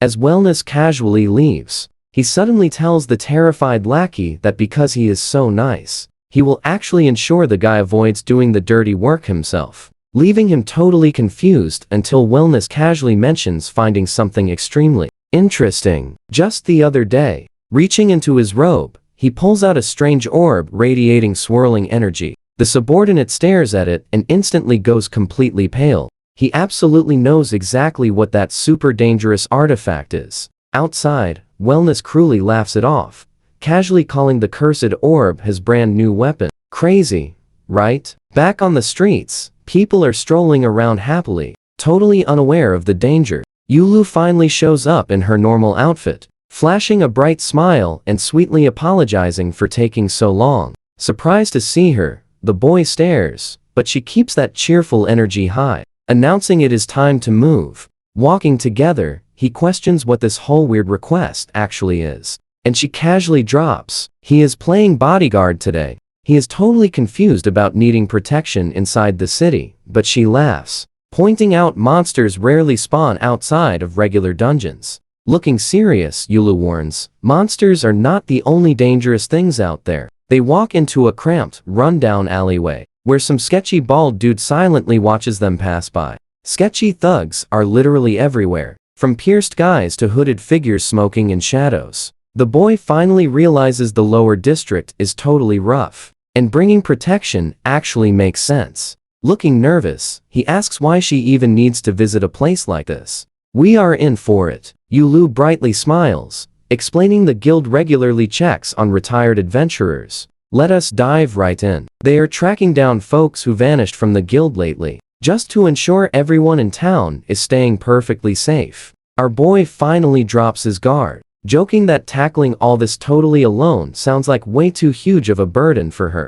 He nods, things finally clicking into place, and he suddenly feels super fired up about helping. Flashing a bright, absolute hero smile, he bravely promises to guard her with his entire being for the rest of this busy afternoon. They eventually wrap up checking the town's shady district, leaving those creepy dark alleys and hidden figures lurking behind rusty doors completely in the dust. Strolling along, he praises Alialu for never losing her way, straight up asking if she secretly downloaded an entire city map right into her brain. Alialu giggles and reveals it is actually her special skill called Guide, an awesome little power that simply highlights the absolute best path for them. It even helps her locate missing items or track down the original owners, making her daily guild duties an absolute breeze to knock out. It is completely different from flashy combat magic, but she truly believes that unique charm makes it incredibly fascinating and super fun to wield. Whipping out her trusty clipboard, she circles the final name on her sheet, breathing a hugely satisfying sigh because their long patrol is officially over. Heading back, she cheerfully mentions how thrilled she is that nothing went wrong, but he just smiles, giving all the credit right back to her hard work. He promises to be there anytime she needs backup, and Alialu flashes him a giant, sparkling smile, saying she will totally hold him to that promise. She warmly thanks him for tagging along, but he casually waves it off, reminding her to stay super alert and safe on her walk home. Calling him super sweet, Alialu gives one last cheerful wave as they finally split up to enjoy the rest of their quiet evening. He waves right back as the two of them part ways for the night. Since he is already out, he figures he should probably restock on basic supplies. So, he spins around and heads straight toward the market district. The golden sunset slowly fades across the city rooftops as he happily finishes his daily shopping. Carrying a heavy bag of fresh gear and snacks, our guy strolls home, totally convinced he just had the absolute perfect and relaxing day off. But reaching his front porch, he suddenly freezes. There is a highly suspicious note firmly pinned right into the wooden door. Slightly annoyed, he assumes some local kid is just playing a silly prank on his cozy rental. Pay close attention here. The letter claims they snatched his receptionist friend, demanding he run to an abandoned back alley warehouse right now if he wants her perfectly unharmed. He glares at the paper, absolutely speechless and deeply horrified. Realizing this is no joke, he fiercely squints at the messy handwriting and carefully examines the tiny physical object left right beside it. He grabs the small hairpiece, instantly recognizing it as a Lulu's signature accessory. Panic sets in. She really has been kidnapped by these mysterious thugs. Wasting 0 seconds, he drops his fresh groceries on the porch and bolts out, sprinting wildly down the empty street like a true hero. Completely panicked, he desperately yells into the open air, terrified about what these villains might do to Alialu. He finally reaches the very edge of town, Halting before a massive stone structure, he fiercely mutters, "This definitely has to be the target location." Scanning the eerily silent back alleyway, he notices the complete lack of guards as he slowly approaches the door. You and I are probably wondering the exact same thing. Who would dare pull a crazy stunt like this and actually target poor Alilu today? Standing at the thick door, he pauses briefly, intensely analyzing what kind of dangerous trap might be waiting for him right inside. Inside, a smirking guy with glasses guards Alilu, who is bound tightly on the ground. Boom! He kicks the heavy door wide open, roaring her name, entirely ready to throw down and safely rescue his friend. But the shady glasses guy just arrogantly smirks, proudly announcing he is thrilled our hero actually arrived. Blindfolded and totally helpless, Alilu instantly recognizes that confident voice. Her heart leaping because Essen really came to rescue her. Essen bravely stands in the shattered doorway shouting to Alilu that rescue is here, while the creepy guy simply leans over the poor girl, sharply commanding her to stay completely silent and not move a single muscle.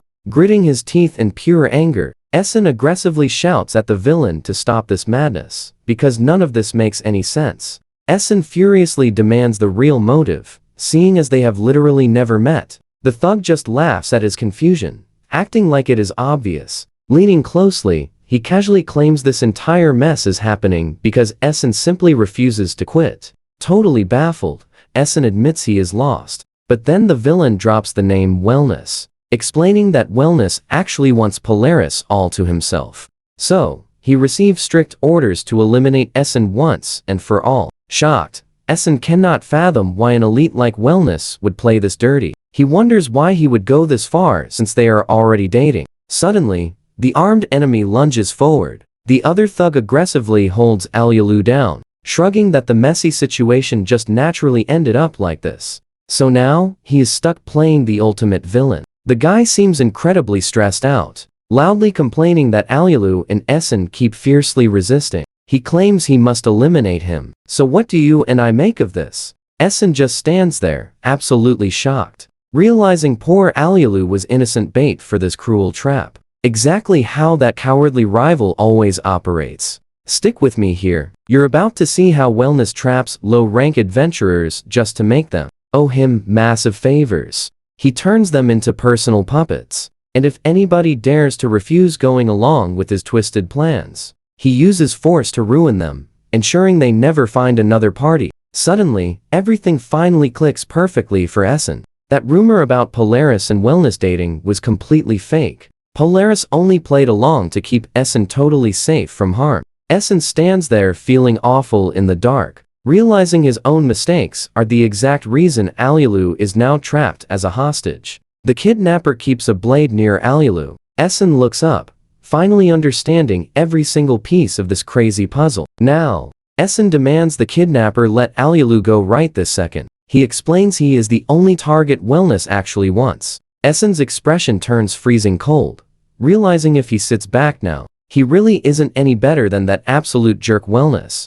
Essen tries talking some sense into him. He warns that taking him out means the Church of the Journeying God will chase him forever. He asks if he actually enjoys being a puppet for Wellness's perfect plan. Instead of listening, the furious guy just screams at Essen to shut his mouth. Standing his ground, the kidnapper points at Essen while keeping Alilu trapped. He claims this path is his last option, and if he keeps Essen right there like ordered, everything will turn out totally fine. Essen shouts back, questioning what the point of staying there even is, since the guy is clearly totally out of choices. Essen demands. He just gives up and lets Alilu walk free. The guy repeats his dead-end excuse and starts laughing like an absolute maniac. Now watch this closely. He looks totally stressed, pulling a glowing ball from his gear with the absolute creepiest smile on his face. Essen stares at the bizarre object, wondering what it could possibly be as it starts pulsing with the shady, intense light. The guy explains this is the secret backup plan Wellness handed him. It is a special gem with a monster sealed right inside it. He lets the orb float in the air, bragging that with this thing, he will never be considered a criminal when everything is done. The whole world will simply assume a random monster showed up out of absolutely nowhere and completely eliminated Essen for good. Right then, a blinding massive light flashes, filling the room. A colossal monster head, packed with jagged teeth, suddenly dominates the entire small room. The kidnapper just stands there, throwing his arms up, laughing like he actually won. The beast unleashes a deafening roar that shakes everything. Essen can only stare in shock, asking what kind of monster this guy just let loose. The guy keeps laughing, shouting about the monster's incredible power. Alyulu is completely frozen, just watching this terrifying nightmare unfold without saying a single word. Pointing at the beast, the kidnapper brags it is a volcano dragon, literally one of the most dangerous rank monsters in all of existence. The dragon slams its massive weight down hard, wrecking the floor and sending debris flying everywhere. I know what you are thinking. Essen is completely in shock too, trying to figure out how this monster even got summoned. But then he tells himself to snap out of it, realizing there is zero time to worry about how this actually happened. He screams Alulu's name, instantly sprinting through all the chaos to reach her before it is way too late. The whole place is totally falling apart as Essen rushes through the flying debris. Reaching Alyulu, he immediately asks if she is hurt. She can barely mumble a yes through her pure shock. Just a few feet away, the massive dragon towers right over the kidnapper's helpless body. It actually looks like it might swallow the guy whole. Essen asks if she can stand up, and she bravely tells him she can manage it somehow. He tells her to make a run for it while the dragon is busy, but she is absolutely terrified to leave him behind alone. Practically in tears, she desperately begs him to just come with her, so they both escape together. However, Essen clearly knows just how terrible the situation truly is. He explains if that beast is a real volcano dragon, it could literally crush mid-rank adventurers in a single heartbeat. He tells her there is zero way they can handle this and need to get some high-rank pros to help.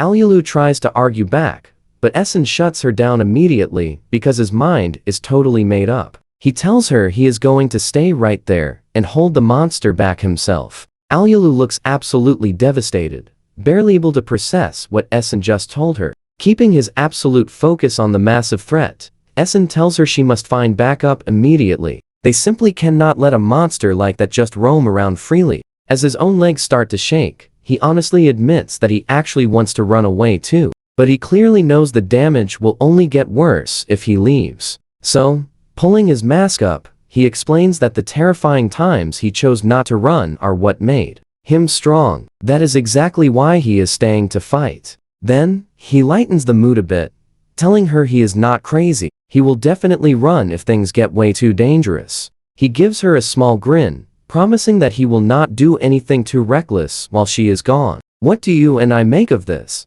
Alyulu just stands there crying, looking at Essen with deep fear and total respect. Stick with me. She wipes her face, finally understanding exactly what must be done. Sprinting away for help, she yells back that she will bring top-rank adventurers fast, desperately begging him to stay safe. Essen is left standing completely alone against the giant beast, calmly telling the monster it is finally time to settle down. The massive dragon stands its ground, looking like an absolute menace. It lets out a massive roar, making it super clear that the wild energy off this thing is insane. Essen seriously wonders if Polaris fights insane monsters like this every single day. But the dragon locks eyes on him, and Essen realizes he is in for a seriously rough time. The beast violently slams the ground, wrecking the entire floor and sending our hero completely flying backward. Catching the absolute full force of that blast, he lets out a loud yell, while tossed wildly through the air.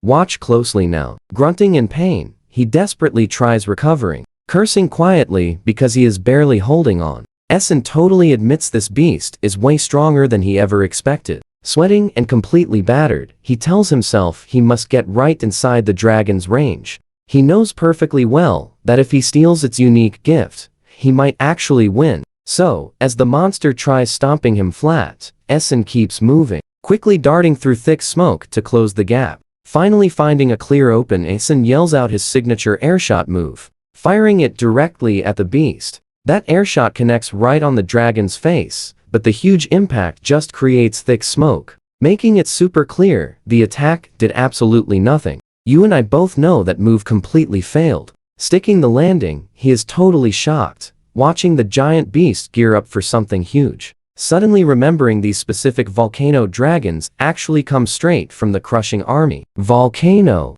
They rock steel like scales and literally breathe pure fire. Essen quickly realizes that at his current level, he lacks a single move capable of actually breaking through. So, he instantly decides he must try something completely different if he actually wants to win today. He thinks the absolute only way to win involves using the dragon's insane power against itself. While perfectly dodging the chaos, standing his ground, he tells the massive beast to bring it on, bravely daring it to fire those scorching flames right at him. Trust me, you will love this finale. Essen masterfully redirects that heat, telling the monster to eat its own power as everything explodes.